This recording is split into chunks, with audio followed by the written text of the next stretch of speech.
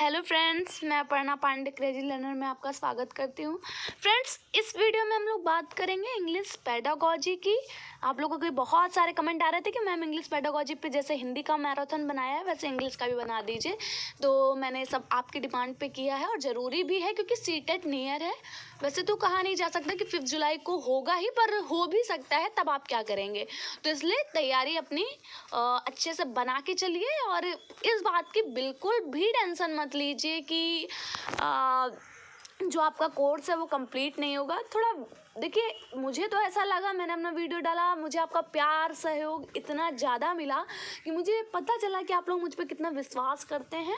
तो देखिए, अगर विश्वास करते हैं तो इतना भी विश्वास कीजिए कि अगर मैंने बोला है कि मैं कराऊंगी तो वो मेरी टेंशन है कि मैं कैसे कराऊंगी, वो मेरी टेंशन है। आप लोगों का काम बस ये है कि मैंने जो भी वीडियो डाला है उसको आप सिर्फ एक बार देख के, अगर आप ये सोचते हैं कि मैं एक बार देख के सुपरमैन बन जाऊंगा, तो वो गलत आप सोच रहे हैं, क्योंकि चीज़ों को रिवाइज करना बहुत ज़रूरी है। कोई भी एग्ज़ाम हो, कोई भी छोटा से छोटा और बड़ा से बड़ा, अगर आपका रिवीजन नहीं है, आप कितना भी ब्रिलियंट हो, आप कितना भी आपने चीज़ों को एक बार में अच्छे समझाओ, आप एग्ज़ाम हॉल में ठंडे पड़ जाएंगे। ठीक है, तो आप मेरे से पूछते हैं ना ट्रिक्स मैम बताइए अच्छे मार्क्स की, और भी अच्छे मार्क्स कैसे आ सकते हैं। तो इसकी जो सबसे बड़ी ट्रिक है वो यही है कि मल्टीपल टाइम रिवीजन। आपको मल्टीपल टाइम रिवीजन करना है। आप बस मेरी बात मानते चलिए, पास होना तो बहुत आसान हो जाएगा आपके लिए और अच्छे नंबरों के साथ आप पास हो। बस मेरी बात मानते चलिए। देखिए, इंग्लिश में आपको ऐसा लग रहा होगा कि मतलब मैं सिर्फ ऐसे ही लिखा हुआ है बस ऐसे बोल दूंगी, तो ऐसा नहीं है। मैं आपको बहुत अच्छे से समझाऊंगी। ठीक है, आपकी अंडरस्टैंडिंग देखना कितनी ज़्यादा अच्छी हो जाएगी इस वीडियो को देखने के बाद। तो इस वीडियो को बस इधर उधर की टेंशन हटा के सब कुछ पूरा ध्यान इधर लगाइए और फिर देखिए मैं आपको समझाती हूँ। ठीक है, तो चलिए स्टार्ट करते हैं हम लोग आज का वीडियो। लैंग्वेज, देखिए लैंग्वेज क्या है आपको पता है। अपने जो आइडियाज़ हैं, है ना, अपनी जो थिंकिंग है उसको क्या एक्सप्रेस करने का माध्यम है। ये तो बहुत नॉर्मल सी बात है, सबको पता होता है और इससे क्वेश्चन कभी नहीं आता है। ठीक है, अब क्वेश्चन आता कैसे है, तो आएगा लैंग्वेज इज अ, आपको 4 ऑप्शन दे देगा, उसमें एक ऑप्शन होगा रूल गवर्नड सिस्टम। अब लैंग्वेज क्या है, एक रूल गवर्न सिस्टम है। अब देखिए, रूल गवर्न का क्या मतलब होता है, नियमबद्ध व्यवस्था। नियमबद्ध व्यवस्था मैंने आपको भाषा में बताया था, मैंने आपसे हमेशा कहा है कि चीज़ों को आप इंग्लिश और हिंदी दोनों में लेके चलेंगे, चीज़ें बहुत आसान हो जाएंगी, कंफ्यूजन नहीं क्रिएट होगी। आप मेरे CDP के लेक्चर्स देखेंगे, मैंने ऐसे ही सब कराया हुआ है ना। और मतलब CDP में जिस टाइप से क्वेश्चन आते हैं बस वही मैंने कराया है, आलतू फालतू का नहीं कराया। अगर आप मेरे वीडियोस देखेंगे तो आप पाएंगे, तो बहुत ज़्यादा यूज़फुल है, आप टाइम निकाल के उन्हें भी देखिएगा। तो देखिए क्या है, एक रूल गवर्नड सिस्टम है, नियमबद्ध व्यवस्था है। ठीक है, language is a tool because it is use for processing ideas. अब देखिए, ये क्वेश्चन आया हुआ था कि लैंग्वेज को टूल क्यों कहते हैं। आपको ऑप्शन दिया हुआ था कि ये मीडियम ऑफ कम्युनिकेशन है ना, कम्युनिकेशन होता है इससे, है ना। और भी ऐसे ही 3-4 ऑप्शन थे, आपको मैंने ऑप्शन नहीं याद किए हुए हैं। तो और एक ऑप्शन था प्रोसेसिंग आइडिया। इसको टूल इसलिए बोला जाता है क्योंकि ये क्या करता है, आइडिया को प्रोसेसिंग करने में मदद करता है। तो जो सीटेट है, जो CBSE है, उसने किसको सही किया आंसर को, प्रोसेसिंग आइडिया। जबकि कई लोगों में ऐसा होगा कि इसको टूल इसलिए बोलते हैं क्योंकि ये कम्युनिकेशन के काम आती है ना। लेकिन आपको सीटेट में एक बात गांठ बांध लीजिए कि आपको हमेशा वो ऑप्शन चूज करना है जो, अगर 4 ऑप्शन है तो जो 3 ऑप्शन को समेटता हो अपने में। मतलब जैसे प्रोसेसिंग आइडिया है, अब प्रोसेसिंग आइडियाज में सब कुछ आ जाएगा। आपका प्रोसेस करना, प्रोसेस में क्या क्या होता है भाई, कि हमने अपने विचारों को सोचा और फिर उसको दूसरों तक पहुंचाया, दूसरे के विचारों को अपने तक ला पाए, है ना। पूरा प्रोसेसिंग, समझ सकते हैं ना प्रोसेसिंग का क्या मतलब है। तो उसमें देखिए कम्युनिकेशन भी इंक्लूड हो रहा है ना। तो आई होप आपको मेरी बातें बहुत अच्छे से समझ में आ रही हैं। ये लोगों ने इस पे सवाल ही बहुत उठाए थे जब सीटेट ने इसका आंसर प्रोसेसिंग आइडिया किया हुआ था कि language is a tool because, फिर आपको 4 ऑप्शन दिए हुए थे, तो बहुत लोगों ने कम्युनिकेशन लगा दिया था कि मीन्स ऑफ कम्युनिकेशन है। तो लेकिन क्या हुआ, सीटेट ने बिल्कुल सिरे से नकार दिया, और आपको उसका नकारना सही था, ठीक है, क्योंकि हर चीज़ का एक लॉजिक होता है, आपको भी लॉजिक बना के चलना है अपने में। तो आई होप आपको मेरी बातें बहुत अच्छे समझ में आ रही होंगी। चलिए नेक्स्ट अब हम लोग बात करते हैं। नेक्स्ट है एक्विजिशन ऑफ लैंग्वेज। मैंने आपको जैसे हिंदी में कराया था, मैं रिलेट करके चल रही हूँ कि आप सिर्फ इंग्लिश ही प्रिपेयर ना करें, आप साथ में हिंदी भी प्रिपेयर करते हुए चलें, है ना। कितना अच्छा होगा अगर जैसे मैंने इंग्लिश पढ़ाया था, हिंदी पढ़ाया था, तो उसमें इंग्लिश के बारे में थोड़ा बताया था। मैं CDP जब भी पढ़ाती हूँ तो उसमें इंग्लिश ज़रूर कराती हूँ, है ना। तो अगर आप CDP वाले मेरे लेक्चर देख लेते तो आप देखे पाएंगे कि आपकी इंग्लिश भी उधर बहुत अच्छी हो गई है, ठीक है। तो चलिए देखते हैं ये एक्विजिशन ऑफ लैंग्वेज। अब देखिए एक्विजिशन क्या है, तो एक्विजिशन का मतलब होता है भाषा का अर्जन, आप हिंदी में जानते हैं, ठीक है। इसका मतलब क्या है, मतलब हमें जो भाषा है उसके लिए सीखने के लिए बहुत ज़्यादा प्रयास नहीं करने पड़ रहे हैं, हम चीज़ों को अपने आप ही इंटरनलाइज कर ले रहे हैं। जैसे जैसे जब आपका जन्म हुआ तो क्या आपकी मतलब आप जैसे पैदा हुए थे उसके बाद आपकी क्या बहुत क्लास लगाई गई थी कुछ सीखने के लिए, जो आपकी मातृभाषा है। जैसे कि अगर मान लें आपकी मातृभाषा हिंदी है तो क्या हिंदी सीखने के लिए आपकी क्लास लगाई गई थी? तो आप कहेंगे नहीं, वो तो मैंने ऐसे ही बोलना स्टार्ट कर दिया, बिना क्लास के बोलना स्टार्ट कर दिया। तो वही होता है एक्विजिशन, अर्जन भाषा का, कि आपको कोई क्लास की ज़रूरत नहीं पड़ रही है, आपने बस अपने इन्वायरमेंट से उस चीज़ों को सीख लिया है। आपके आसपास के लोग वैसी भाषा बोलते थे तो आपने उसको क्या कर लिया, इंटरनलाइज कर लिया। आपको कोई एफर्ट की ज़रूरत नहीं पड़ रही है, ठीक है। अब क्वेश्चन कैसे बनता है कि एक्विजिशन कैसा प्रोसेस है, ठीक है। आपसे पूछा जाएगा एक्विजिशन कैसा प्रोसेस है, तो आपको ध्यान रखना है, आपको ऑप्शन देगा आया हुआ क्वेश्चन है, कॉन्शियस, अनकॉन्शियस या सबकॉन्शियस, ऐसे ही चौथा ऑप्शन था कुछ भी। तो देखिए एक्विजिशन सबकॉन्शियस प्रोसेस है। सबकॉन्शियस का मतलब होता है कि आपको बहुत ज़्यादा ध्यान देने की ज़रूरत नहीं है, बस आपका जो माइंड है वो क्या कर रहा है, चीज़ों को ग्रैस्प कर रहा है, जबकि आप ध्यान नहीं दे रहे हो ज़्यादा, वो सबकॉन्शियस होता है। आप कभी भी कंफ्यूज अनकॉन्शियस से मत होइएगा, क्योंकि आप ये सोच सकते हैं कि हम तो बिल्कुल भी ध्यान नहीं देते। तो देखिए अनकॉन्शियस वो स्टेज होती है जब आप बिल्कुल मतलब समझिए दुनिया से कटे हुए होते हैं, बिल्कुल भी आपको खुद का भी होश नहीं होता। तो ऐसा तो नहीं है ना, अनकॉन्शियस थोड़ी ना होता है, सब कॉन्शियस होता है। तो ठीक है, आपको ये बात बहुत अच्छे से ध्यान रख के चलनी है। और आगे बढ़ने से पहले मैं आपको बता दूं, आप ये सोच रहे होंगे कि आपने लैंग्वेज फर्स्ट के लिए बनाया है या लैंग्वेज 2 के लिए बनाया है इंग्लिश में।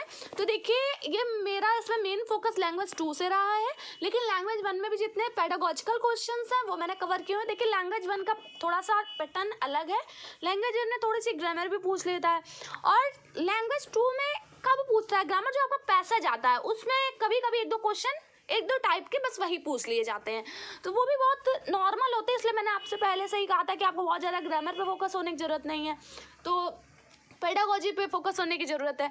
तो देखिए अगर आप मैं जब ये करा लूँगी, आपका ये पेडागोजी वाला पोर्शन कंप्लीट करा लूँगी, उसके बाद मैं देखूंगी अगर कुछ ग्रामर वाला आपका यूज़फुल आपके लिए लगता है तो मैं आपको जो पैसेज में कई बार अगर रिपीट हुए हैं कुछ टाइप के क्वेश्चंस, तो मैं उसको भी कवर करा दूंगी। आप बिल्कुल भी टेंशन मत लीजिए, अपनी तरफ से आप बिल्कुल मतलब सुपरमैन बन के जाइएगा एग्ज़ाम में, आपको लगे कि हाँ मैंने सब पढ़ा हुआ है। मतलब जो कॉन्फिडेंट उस समय अंदर से आता है ना, कि जब आप बहुत सारा मतलब बहुत अच्छे से पढ़ लिए होते हो, है ना, आपसे प्रीवियस ईयर सॉल्व हो रहे होते हैं, फिर आपके अंदर एक कॉन्फिडेंस बिल्डअप होता है। वो कॉन्फिडेंस बहुत ज़रूरी होता है, क्योंकि वो कॉन्फिडेंस आपको एग्ज़ाम में बहुत मदद करता है, जिससे आप बहुत अच्छे मार्क्स अचीव कर पाते हो, है ना। तो वो आप मेरे साथ हैं तो आप मतलब बस बने रहिए, आप बस देखते जाइए चीज़ों को। और आप कुछ भी कर रहे हैं दिन में, आप कुछ भी कर रहे हैं, आप खाना खा रहे हैं, आप लेटे हैं, आप कुछ भी कर रहे हैं, आप जो भी कर रहे हैं बस आप एक वीडियो चला लीजिए, बस आप कान में अपना हेडफोन लगाइए और बस सुनते जाइए, सुनते जाइए, सुनते जाइए। ज़रूरी नहीं आप बहुत ज़्यादा, मैंने कहा ना कि बहुत ज़्यादा आपको कॉन्शियस अगर आप नहीं भी हो पा रहे हैं तो बस सब कॉन्शियसली सुनते जाइए। आज देखना चीज़ों को क्या कर लेंगे, एक्वायर कर लेंगे ना, एक्विजिशन हो जाएगा आपका, समझ पा रहे हैं आप, है ना। तो ये होता है। अब देखिए एक और बात, एक्विजिशन में क्या होता है, एक्विजिशन नेचुरल होता है। कैसा होता है, नेचुरल होता है, ठीक है। नेचुरली आप चीज़ों को एक्वायर कर लेते हो, जैसे आपकी मदर लैंग्वेज है ना। नेक्स्ट है लर्निंग वर्ड्स इन टोटलिटी। इसमें जो भी एक्विजिशन होता है इसे वर्ड्स टोटलिटी में सीखे जाते हैं। टोटलिटी का मतलब सिर्फ इतना है कि आप ऐसे नहीं सीख रहे हो पहले कि आपको जब बोलना सिखाया, मतलब ऐसे बोलने की क्लास लगी थी आपकी और आपसे कहा था पहले ऐसे बोलना, पहले आ ही बोलना, ठीक है, उसके बाद बड़ा आ बोलना और देन छोटी ही बोलना। क्या ऐसा होता है? नहीं होता है ना। तो वही तो मैं कह रही हूँ कि ऐसा नहीं होता है कि आपको ऐसे पहले जो पूरा वर्णमाला के क्रम है उस तरीके सिखाया जाए, फिर आपको शब्दों को फिर वाक्यों को ऐसा करके सिखाया जाए, ऐसा नहीं है। आप खुद से टोटलिटी में चीज़ों को सीखते हैं। मतलब आप कैसे भी टोटलिटी में सीख रहे हैं, आप उनके पार्ट्स में नहीं जा रहे, टोटलिटी में सीख रहे हैं। और चीज़ों को यूज करने से एक्विजिशन पूरा पूरा संबंधित है कि आप भाषा को यूज करके सीखते हैं, ठीक है। तो ये भी क्वेश्चन आया हुआ है, तो आप समझते चलिएगा, ठीक है। आप हिंदी मीडियम वाले हैं, मैं जानती हूँ हिंदी मीडियम वालों का दर्द क्या होता है इंग्लिश को लेके, ठीक है। तो बिल्कुल भी आपको दर्द लेने की ज़रूरत नहीं, बिल्कुल भी टेंशन लेने की ज़रूरत नहीं है। आप बस वीडियो को देखते जाइएगा, देखते जाइएगा, 2-3 बार इस वीडियो को देखिएगा। मैं आपको कल तक और डालूँ, क्योंकि देखिए मैं ऐसा फालतू में कि बस बुक लेके आ गई और बस सुना दिया आपको, ठीक है। ऐसा मैं नहीं करती हूँ, मैं खुद एनालाइज करती हूँ, खुद चीज़ों को लिखती हूँ। मैंने जितना भी अपना एक्सपीरियंस पाया है सीटेट से वो भी आपके साथ बिल्कुल ऑनेस्टली शेयर करती हूँ, ठीक है। तो आप बिल्कुल भी टेंशन मत लीजिए, आप बस बने रहिए और शेयर कीजिए ज़्यादा से ज़्यादा सपोर्ट कीजिए, ठीक है। तो आपको एक्विजिशन बहुत अच्छे से क्लियर हो गया होगा। चलिए अब हम लोग बात करते हैं लर्निंग ऑफ लैंग्वेज की, ठीक है। लर्निंग ऑफ लैंग्वेज, ठीक है। When language development is deliberate and conscious effort. देखिए आप समझ रहे हैं लर्निंग क्या होती है कि आपको कॉन्शियस एफर्ट करना होता है। आप चीज़ों को सीखते हैं, आपको एफर्ट करना पड़ रहा है। आप ऐसा नहीं बस आपको इन्वायरमेंट से मिल जा रहा है, आपने कुछ किया नहीं, आप सबकॉन्शियस स्टेज में है बट फिर भी आप सीख ले रहे हैं, ऐसा नहीं है। आपको क्या करना पड़ रहा है, उसके लिए एफर्ट करने पड़ रहे हैं, अपने माइंड को बिल्कुल केंद्रित करना पड़ रहा है ना, कॉन्शियस करना पड़ रहा है, वही है लर्निंग ऑफ लैंग्वेज, ठीक है। एक और डिफरेंस होता है, एक क्वेश्चन आया हुआ था कि लर्निंग और एक्विजिशन में मेन डिफरेंस किस बात का है ना। और उसमें मैं बताऊं आपको, तो उसमें जो चारों ऑप्शन थे वो आपको मतलब पहले के 3 ऑप्शन लग रहा था कि ये भी हो सकते हैं और सच में हो सकते थे, लेकिन जो चौथा ऑप्शन था वो आपको सही करना था। वो क्या था कि इन्वायरमेंट, मतलब इन्वायरमेंट एक ऐसा फैक्टर है जो एक्विजिशन में बहुत ज़्यादा रोल निभाता है और एक्विजिशन और लर्निंग का मेन डिफरेंस का कारण बनता है। क्योंकि आपको लर्निंग में क्या है, आपको चीज़ें बहुत ऐसा सिखाई जाती है, इन्वायरमेंट जबकि डेवलप नहीं किया जाता, जबकि इन्वायरमेंट एक्विजिशन में बहुत ज़रूरी है ना। तो मेन इन्वायरमेंट का बहुत ज़्यादा डिफरेंस है। और आप ये भी समझ सकते हैं कि जो लर्निंग है वो स्वाभाविक नेचुरली नहीं होती है, जबकि जो हमारा एक्विजिशन है वो नेचुरली होता है। तो आपको बहुत अच्छे से करके चलना है। और मैं फिर से ये बात बता रही हूँ कि आपको हमेशा सीटेट में ऐसे ऑप्शन लगेंगे कि आपको लगेगा कि ये भी हो सकता है ना, 2-3 ऑप्शन सही लगेंगे, पर आपको कोई ऐसा ऑप्शन चूज करना है जो उन तीनों से बहुत ज़्यादा क्लियर हो और उन तीनों को आपस में समेटता हो, है ना। तो आपको मेरी बात मान के चलनी बहुत अच्छे से और बहुत अच्छे से सोचे चलना है। चलिए, और बिल्कुल भी टेंशन लेने की ज़रूरत नहीं है, आप बहुत अच्छा स्कोर करोगे, मैं बता रही हूँ, बहुत अच्छा। बस आप ऐसे ही पढ़ते जाइए और चीज़ों को समझते जाइए। चलिए देखते हैं अल्फ़ाबेट्स इन इंग्लिश। कोई भी बता देगा कि अल्फ़ाबेट्स कितने होते हैं, 26 होते हैं, इसलिए कभी सीटेट आपसे नहीं पूछेगा, मैंने लिख दिया, ठीक है। अब देखिए टोटल साउंड्स इन इंग्लिश। अब देखिए sounds in English, sounds sounds कितने होते हैं? 44 होते हैं, ये आपको ध्यान रखना है टोटल साउंड्स।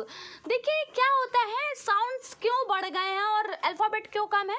क्योंकि देखिए जैसे हम लोग श बोलते हैं ना, ये वाला श, शीटी वाला सब वो श बोलते हैं, तो इसके लिए इंग्लिश में कोई अल्फ़ाबेट नहीं है ना, लेकिन साउंड तो है ना ये, और आप इंग्लिश में इसको कैसे लिखते हैं? SH से लिखते हैं, तो इसीलिए साउंड जो होते हैं वो बढ़ जाते हैं, है ना, जबकि अल्फ़ाबेट कम होते हैं। तो चलिए आप देखिए जो 44 है इनमें भी 20 वॉवेल साउंड है आपके, ठीक है, आपको ध्यान रखना है 20 वॉवेल साउंड है और 24 कॉन्सोनेंट साउंड है, ठीक है, तो ये आपको ध्यान रखकर चलना है, 20 वॉवेल एंड 24 कॉन्सोनेंट साउंड है। जिसमें देखिए जो 20 वॉवेल साउंड है उसमें भी आपको ध्यान रखना है कि 12 आपके क्या है? प्योर वॉवेल है, 12 आपके प्योर वॉवेल है एंड 8 आपका क्या है? डिफ्थोंग है। क्या है? 8 आपके डिफ्थोंग है। अब देखिए डिफ्थोंग क्या होता है? देखिए डिफ्थोंग लिखा है combination of 2 vowel sound producing 1 combined sound, मतलब 2 वॉवेल साउंड का क्या हो? कॉम्बिनेशन हो, लेकिन जो प्रोड्यूसिंग जो मतलब प्रोड्यूस कर रहा हो वो एक ही साउंड हो, ठीक है। एग्जाम्पल जैसे आपका दिया हुआ है बीट, ठीक है, अब देखिए BEA, अब EA दोनों ही वॉवेल हैं और दोनों ही साथ में आए हुए हैं, मतलब कॉम्बिनेशन हुआ है इनका, तो ये तो है तो डिफ्थोंग है ना, लेकिन देखिए इसका जो मतलब साउंड है वो एक ही आ रहा है, बीट है ना, तो ये आपको ध्यान रखना है। चलिए आपको डिफ्थोंग समझ में आ गए होंगे क्या होते हैं। चलिए नेक्स्ट हम लोग बढ़ते हैं। Learning new language after puberty leads to difficulty in acquisition.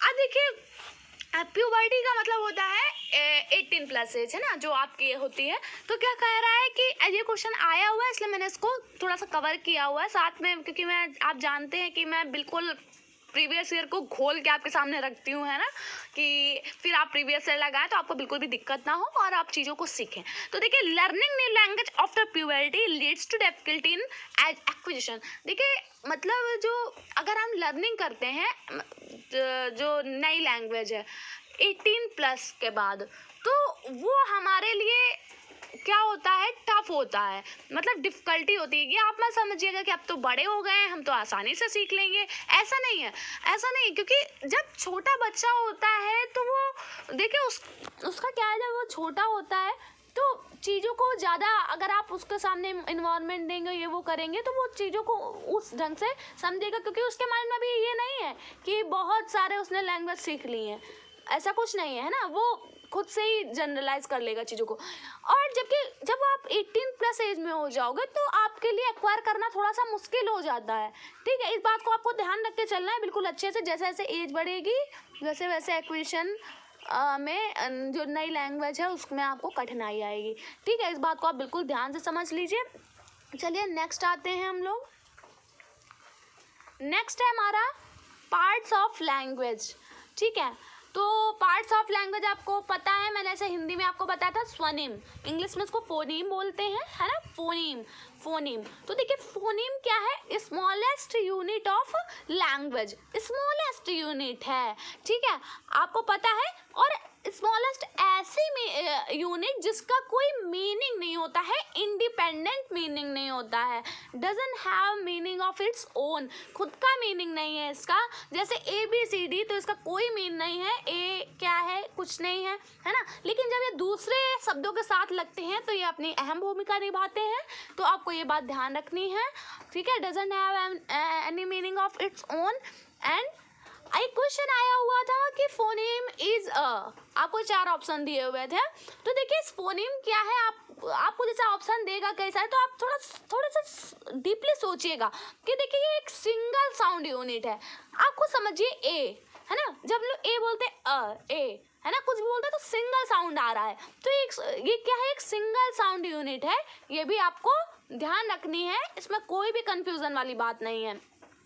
चलिए नेक्स्ट आते हैं मॉर्फीम, ठीक है, मॉर्फीम को क्या बोलते हैं हम लोग? रूपिम हिंदी में, है ना। देखिए मैं आपको रिवाइज कराते चल रही हूँ कि आप चीज़ों को रिवाइज करते चलिए, ऐसे ही आप इंग्लिश हिंदी दोनों मिक्स करके चलेंगे ना, आप बहुत अच्छे मार्क्स अचीव करेंगे। जैसे CDP भी मैंने इंग्लिश हिंदी दोनों में कराई हुई है, आप कभी ये गलती मत करिएगा, कभी गलती मत करिएगा, मैं आपको वार्निंग आप कुछ भी समझ सकते हैं, एडवाइस समझ सकते हैं, वार्निंग समझ सकते हैं, कुछ भी समझ सकते हैं, बट ये बिल्कुल सही है। आप कभी भी सिर्फ हिंदी में क्वेश्चन कभी भी मत पढ़िएगा। अब देखिए हिंदी और इंग्लिश पेडागोजी में क्या है कि आपको चीज़ों को हिंदी और इंग्लिश में ही पढ़ना पड़ेगा, लेकिन जो अदर जो है हमारा CDP हो, चाहे मैथ हो, चाहे EVS हो, आपको हमेशा हमेशा दोनों लैंग्वेज में पढ़ना है। बस आप इस बात को, बस मेरी बात मान लीजिएगा, दोनों लैंग्वेज में पढ़िएगा आप, क्योंकि क्या है आपको हिंदी में ट्रांसलेशन गलत दिया होता है, हिंदी में हो सकता है क्वेश्चन ही पलट दे, ऑप्शन ही पलट दे, और CBSE का साफ साफ कहना है आप कभी भी क्वेश्चन हिंदी लैंग्वेज पे उठाओगे कि आपने हिंदी में इस चीज को गलत दिया हुआ था तो सिरे से नकार देगा। उसका सिर्फ इतना कहना है कि मैं तो सिर्फ इंग्लिश को चेक करके आंसर देता हूँ। तो समझ लीजिए आपको कोई रिप्लाई करने वाला वहाँ से CBSE में नहीं होगा, वो लोग इंग्लिश वाले को ही मानते हैं। तो इसलिए कहीं ना कहीं ये गलत है हिंदी मीडियम वालों के साथ, लेकिन कर भी कह सकते हैं हम लोग, तो आपको ये करना है, ठीक है। तो चलिए अब देखिए मॉर्फीम हम लोग जानते हैं, जैसे मैंने रूपी में बताया था। देखिए smallest unit of meaning of a word, इसका मतलब सिर्फ इतना है कि मैं आपको सीधे शब्दों में समझाती हूँ कि भाषा विशेष में अर्थ की सबसे छोटी इकाई, मतलब अर्थ की सबसे छोटी इकाई, की मतलब ऐसी कोई चीज़ जिसका एक पर्टिकुलर कुछ मीनिंग हो, वो है अर्थ की सबसे छोटी इकाई है। अब देखिए अर्थ की सबसे छोटी इकाई वर्ड भी हो सकती है, जैसे वर्ड में ही तो अर्थ होता है, अक्षर में थोड़ी ना कोई अर्थ होता है, शब्द में ही तो अर्थ होता है, लेकिन उसमें भी शब्द का भी सबसे छोटा वाला पार्ट आप समझ सकते हैं कि मतलब छोटे छोटे वर्ड आप समझ सकते हैं, जैसे कार हो गया, जार हो गया। जैसे हम यहाँ पर क्या लिखें, जैसे हम लिखें अनयूजुअली, है ना, अनयूजुअली लिख रहे हैं तो देखिए अन प्लस यूजुअल प्लस ली, तो ये LY और अन तो अलग चीजें हो गई, लेकिन जो यूजुअल है ये मेन वर्ड है ना, सबसे छोटा स्मॉलेस्ट यूनिट ऑफ वर्ड जिसका कोई खुद का मीनिंग हो, है ना, वही हमारा मॉर्फीम होता है, या छोटे छोटे वर्ड्स जो होते हैं ना। चलिए अब हम लोग बात करते हैं सीमेंटिक की। सीमेंटिक क्या है, तो देखिए meaning of words in a sentence, मतलब किसी पर्टिकुलर सेंटेंस में किसी वर्ड की क्या मीनिंग है, और वो जो जितने भी वर्ड दिए हुए हैं क्या वो उस सेंटेंस के अकॉर्डिंग मीनिंगफुल है, अगर है तो सीमेंटिकली वो क्या है आपका करेक्ट है, ठीक है। जैसे आपका दिया हुआ है, तो यहाँ देखिए टीचर ड्रिंक्स टी, ये बिल्कुल सही है, क्योंकि टीचर का अपना इंडिपेंडेंट मीनिंग है, ड्रिंक्स का भी है, और टी का भी इंडिपेंडेंट मीनिंग के साथ इस जो सेंटेंस है उसके लिए सही मीनिंग है। जैसे हम कहें टीचर ईट्स टी, तो देखिए ईट्स टी अगर इंडिपेंडेंट मीनिंग देखेंगे तो देखिए टीचर का भी अलग मीनिंग है, ईट्स का भी अलग मीनिंग है खुद का, और टी का भी, कोई भी गलत नहीं है, लेकिन इन अ सेंटेंस वर्ड आप ध्यान दीजिए, किसी भी सेंटेंस में उसका मीनिंग सही होना चाहिए। अब टीचर ईट्स टी थोड़ी ना भाई, टीचर चाय खाती थोड़ी ना है, तो यहाँ पर ये सिमेंटिकली रॉन्ग हो जाएगा। तो आई होप आप समझ पा रहे होंगे, और देखिए सिमेंटिक से बहुत क्वेश्चन बने हुए हैं। The study of meaning of a word इस तरीके से बना हुआ है, आपको दिया हुआ था कई सारे option, linguistics and so on, तो आपको हमेशा सीमेंटिक पे क्लिक करना है, क्योंकि सीमेंटिक को आप बस एक बात, मेरी एक ट्रिक समझ लीजिए कि आप कहीं भी मीनिंग की बात आए, ठीक है, कहीं भी मीनिंग की बात आए, मीनिंग वर्ड यूज हुआ, मीनिंग की बात आए, बाकी तो आप लोग समझदार हो, तो अगर आपको क्या ऑप्शन में सीमेंटिक दिया हुआ है तो वही ऑप्शन आपका आंसर होगा, ठीक है। ऐसा मैंने देखा हुआ है और ये 100% सही बात है, आप खुद देखेंगे अगर आप अच्छे स्टूडेंट हैं, अगर आप प्रीवियस ईयर लगा रहे हैं तो। चलिए अब देखते हैं सिंटेक्स है सिंटैटिकली। देखिए कई बार सिंटेक्स को सिंटैटिकली भी यूज हुआ है, इसलिए मैंने ये दोनों वर्ड्स लिए हुए हैं। देखिए सिंटेक्स डायरेक्टली किससे संबंधित होता है, structure of the sentence, structure से संबंधित है, ये इससे संबंधित नहीं है, अर्थ से संबंधित नहीं, उसको भाई स्ट्रक्चर से लेना देना है कि भाई पहले सब्जेक्ट हमारा, देन आपका क्या वर्ब आएगी, और देन आपका ऑब्जेक्ट आएगा। जैसे teacher is a T drinking, अब ये स्ट्रक्चर वाइज रॉन्ग हो गया, तो सिंटैटिकली ये सेंटेंस रॉन्ग हो गया। टीचर इज ड्रिंकिंग टी, ये सेंटेंस बिल्कुल सही है, क्योंकि इसमें पहले सब्जेक्ट देन वर्ब और एंड देन ऑब्जेक्ट आया हुआ है। तो आप जानते हैं कि आई होप आपको ये बातें समझ में आ रही होंगी। नेक्स्ट हम लोग बात करते हैं फोनोलॉजी की, the study of sound patterns and there meanings. देखिए पहली बात तो आपको ये ध्यान रखना है कि देखिए साउंड वर्ड जहाँ भी आएगा ना अपने साथ फोन वर्ड लेके आएगा, ठीक है। साउंड वर्ड जहाँ भी आएगा अपने साथ फोन वर्ड लेके आएगा, क्योंकि जैसे आप ऐसे याद रख सकते हैं कि फोन आप किस लिए यूज करते हैं, बात करते हैं मतलब साउंड करते हैं, तो साउंड वर्ड फोन से रिलेटेड होता है, ठीक है। लॉजी का मतलब तो आप जानते हैं किसी भी चीज की स्टडी, तो phonology the study of sound pattern and there meaning. तो चलिए अब हम लोग आगे बढ़ते हैं। आगे हमारा है एलिप्सिस। एलिप्सिस क्या होता है, देखिए एक पंक्चुएशन मार्क है, जैसा कि आप देख पा रहे होंगे, ये होता है Ellipsis, punctuation mark consisting 3 dots, ठीक है। इसका प्लूरल आप याद कर सकते हैं, क्योंकि देखिए प्लूरल इसका थोड़ा सा डिफरेंस रखता है, जैसे प्लूरल इसका एलिप्सिस है ना, तो वो कभी कभी ऐसे डिफरेंस वाली चीज़ें सीटेड जैसे जो पैसेज वाला पार्ट है उसमें पूछ लेता है, तो ध्यान रख सकते हैं आप। अब देखिए इसका यूज़ कहाँ किया जाता है, जैसे हम लोग कोई बात कह रहे होते हैं, आप जानते हो, जैसे हम लोग कोई बात कह रहे हैं, आप बिल्कुल वो बात, अब देखिए save space remove less relevant material, मतलब जो कम रेलिवेंट है, हमने ऐसे थोड़ा सा किसी भी चीज़ का एग्जांपल दिया, लिखा एंड डॉट डॉट डॉट, है ना, इस तरीके से कर देते हैं, तो वही है एलिप्सिस, ठीक है। Omitting a word, phrase, paragraph from a coated passage, omitting करने के लिए, तो ये नॉर्मल सी बात है, इसे क्वेश्चन आया हुआ है, तो आपको ये ध्यान रखना है। नेक्स्ट हम लोग आते हैं, नेक्स्ट हमारा जो है नेक्स्ट है पॉलीसेम। तो अ वर्ड और फ्रेज विद मल्टीपल मीनिंग्स, ठीक है। कोई भी ऐसा वर्ड या फ्रेज जिसकी एक से ज़्यादा मीनिंग हो सकती है वो पॉलीसेम है, ठीक है। ऐसे क्वेश्चन आया हुआ है, ठीक है, तो आपको ध्यान रखना है। तो अ वर्ड और फ्रेज विद मल्टीपल मीनिंग्स, जिसकी मल्टीपल मीनिंग्स हो सकती हैं, जैसे कोई भी वर्ड, ऐसे बहुत सारे वर्ड होते हैं जिनकी मल्टीपल मीनिंग हो सकती है, जैसे क्लास अगर हम वर्ड ले लें तो क्लास की भी मल्टीपल मीनिंग हो सकती है ना, तो ऐसे ही कई सारे वर्ड्स होते हैं, तो उनको पॉलीसेम बोलते हैं। आपको ध्यान रखना है, अ वर्ड और फ्रेज विद मल्टीपल मीनिंग्स वो क्या होगा, पॉलीसेम, ठीक है। आगे हम लोग बात करेंगे साइट वर्ड्स की। तो साइट वर्ड से आप बहुत अच्छे से परिचित होगा कि इनसे कितने क्वेश्चन बने हुए हैं, ठीक है। तो साइट वर्ड क्या है, word that the reader recognizes and finds meaningful on sight without any complicated analysis। मतलब इसका क्या है कि जो साइट वर्ड्स है वो क्या होते हैं, जो रीडर है वो तुरंत रिकॉग्नाइज कर ले रहा है, पहचान ले रहा है ऑन साइट, मतलब एक नज़र देखने से ही आप उसको पहचान लेते हैं, आपको कोई एनालिसिस नहीं करनी पड़ती कि यार इसका मतलब क्या होगा, इसको लाओ ढूंढूं, है ना। अब इसके अंदर आप सिंपल मीनिंग ना ले लीजिएगा कि आप चेयर ले लें तो कहते मैं तो साइट से ही पता कर लेता हूँ चेयर माने कुर्सी होती है ना, ये कोई बात नहीं हुई, ठीक है, ये कोई बात थोड़ी ना, वो तो आपने चीज़ों को सीखा था इसलिए आप अभी कर ले रहे हैं, और वो चेयर जो है उसकी एक पर्टिकुलर मीनिंग डिक्शनरी में दी हुई है। जबकि साइट वर्ड्स क्या है, साइट वर्ड्स का मतलब होता है कि आपको कोई भी एनालिसिस नहीं करनी पड़ रही, आप ऑन साइट देख ले रहे हैं, जैसे the, were, he, there, me, be, that, with, है ना, ये सब वर्ड्स आप समझ सकते हैं, ठीक है। आपको आया हुआ था ये सब वर्ड्स दिए हुए, तो लिखा था कि ये जो ऊपर वर्ड्स दिए हुए हैं ये कौन से वर्ड्स हैं, तो आपको चूज करना था साइट वर्ड्स हैं। तो आई होप आपको मेरी ये बातें बहुत अच्छे समझ में आ रही होंगी। नेक्स्ट हम लोग बात करते हैं फंक्शन वर्ड, ये ग्रामेटिकल वर्ड, इसको स्ट्रक्चरल वर्ड भी बोलते हैं, और आगे बात करेंगे फिर हम लोग लेक्सिकल वर्ड जिन्हें कंटेंट वर्ड भी बोलते हैं। अब ये कि पहले हम लोग बात करेंगे लेक्सिकल वर्ड की।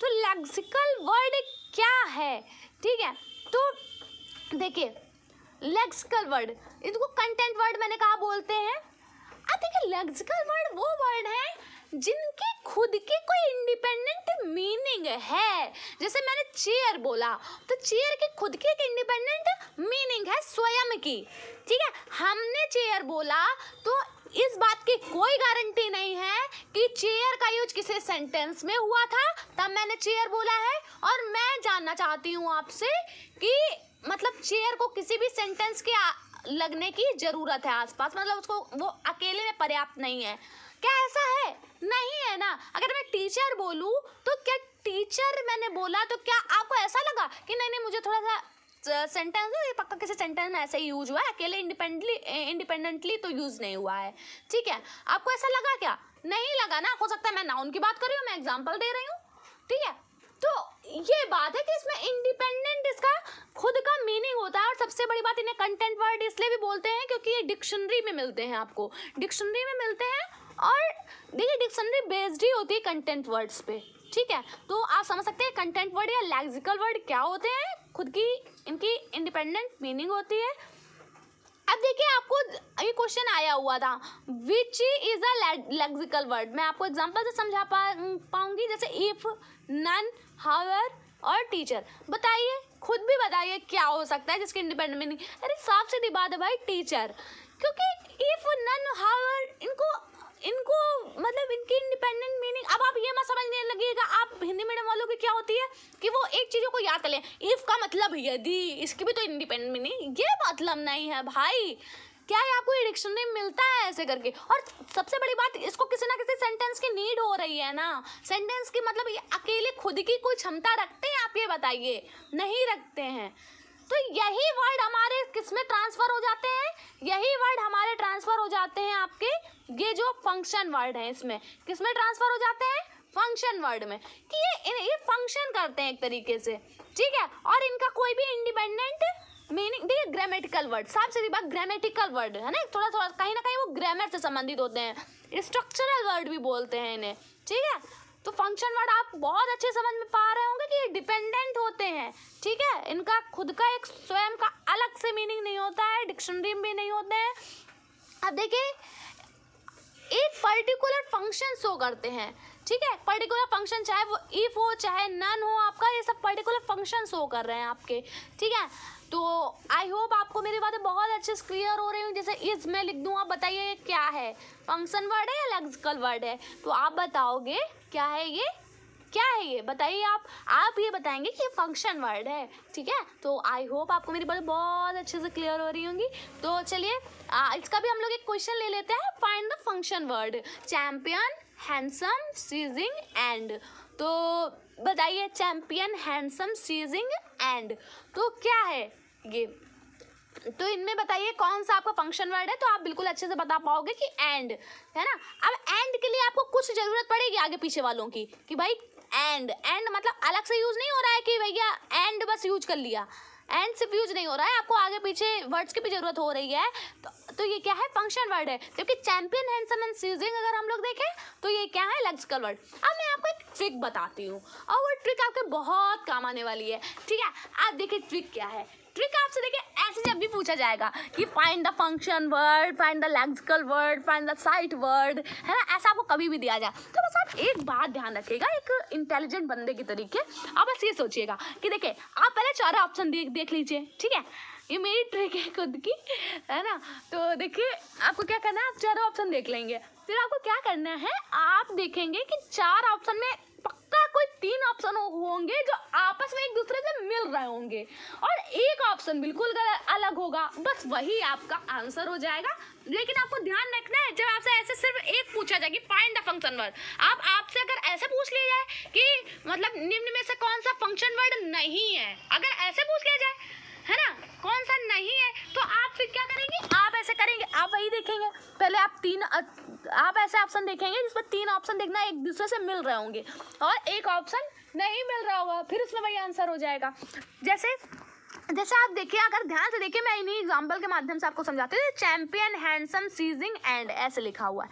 आप सिर्फ मेरी यही ट्रिक जानते हैं और आप कुछ नहीं जानते, आपसे फंक्शन वर्ड फाइंड करने के लिए कहा गया। अब आप ये सोचिए जरा कि देखिए चैंपियन और हैंडसम, सीजिंग, ये क्या एक जैसे नहीं लग रहा है कि इनका कोई कुछ मीनिंग होता है अलग से, जबकि एंड का कुछ मतलब एंड देखिए इन सबसे डिफरेंस है ना, इन सब की अलग से मीनिंग है, चैंपियन, हैंडसम, सीजिंग, लेकिन जो एंड है ये बिल्कुल अलग हो रहा है इन सबसे, है ना। तो यही इसका आंसर हो जाएगा। आप खुद नज़र देखते ही समझ जाएंगे, जैसे कि which is a lexical word, तो इफ, नन, हाउएवर, टीचर। अब देखिए ये सब एक तरीके से बिल्कुल लग रहे हैं, है ना, इफ, नन, हाउएवर, लेकिन टीचर का अलग से एक मीनिंग लग रहा है। तो इस तरीके से भी आप चीज़ों को समझ सकते हैं। अगर मान लीजिए आप एग्जाम दे रहे हैं, आप भूल गए, थोड़ा सा कंफ्यूज हो गए लेक्सिकल और फंक्शन में, तो आप इस तरीके से क्वेश्चन को अटेम्प्ट करेंगे, आपका क्वेश्चन कभी भी गलत नहीं होगा, ठीक है। तो चलिए अब हम लोग आगे बढ़ते हैं। आगे हम लोग आज बात करेंगे मेथड्स, अप्रोचेस, स्ट्रेटेजी, ये सब क्या होते हैं। देखिए आपको ऐसा लगेगा ये तो कभी पूछे नहीं जाते, बट ऐसा नहीं है, पूछा गया है, आपसे टेक्निक से क्वेश्चन बना हुआ था और ये बहुत बेसिक चीज़ें होती हैं। आपने डीएलएड किया है, आपने बीएड किया है, और अगर आपको ये सब चीज़ें नहीं मालूम है तो मतलब बहुत ही शर्म की बात है। ये बहुत ही इजी चीज़ें हैं, मैं आपको अभी समझाती हूँ, अभी आपको तुरंत चीज़ें समझ में आ जाएंगी और आप अपना इंग्लिश पेडागोजी में खुद को थोड़ा सा स्टेबल मतलब मजबूत मानेंगे अपना। ठीक है, अब देखिए चलो स्टार्ट करते हैं। तो देखिए पहले हम लोग अप्रोच की बात करेंगे। अप्रोच क्या है, तो used in the broader sense. देखिए पहले बात, ये ब्रॉडर सेंस में यूज होता है। ब्रॉडर सेंस का मतलब इसका बहुत वाइड एरिया होता है, आप बहुत छोटी सी चीज़ को नहीं ले सकते हैं, बहुत वाइड एरिया होता है। It means a way of thinking and working in a set of direction so as to accomplish certain goals. इसका मतलब मैं आपको बहुत अच्छे समझाती हूँ।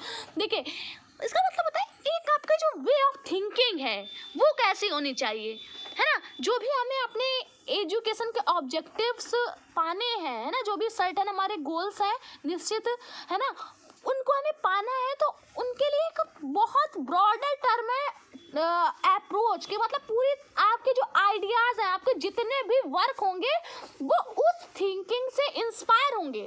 ठीक है, जैसे कि मैं बात कर लूँ कंस्ट्रक्टिविस्ट अप्रोच, तो देखिए कंस्ट्रक्टिविस्ट अप्रोच बहुत ज़्यादा ब्रॉडर टर्म हो गया, क्योंकि कंस्ट्रक्टिविस्ट के अप्रोच के अंतर्गत बहुत सारी चीज़ें आ गई। आपके जाने कितने इंडक्टिव मेथड से लेके और जाने क्या क्या उसमें इंक्लूड हो गया, है ना, इंक्लूड हो गया, बहुत ब्रॉडर टर्म है। अब ये तब आप समझ पाओगे जब मैं आगे सारी चीज़ें समझाऊंगी।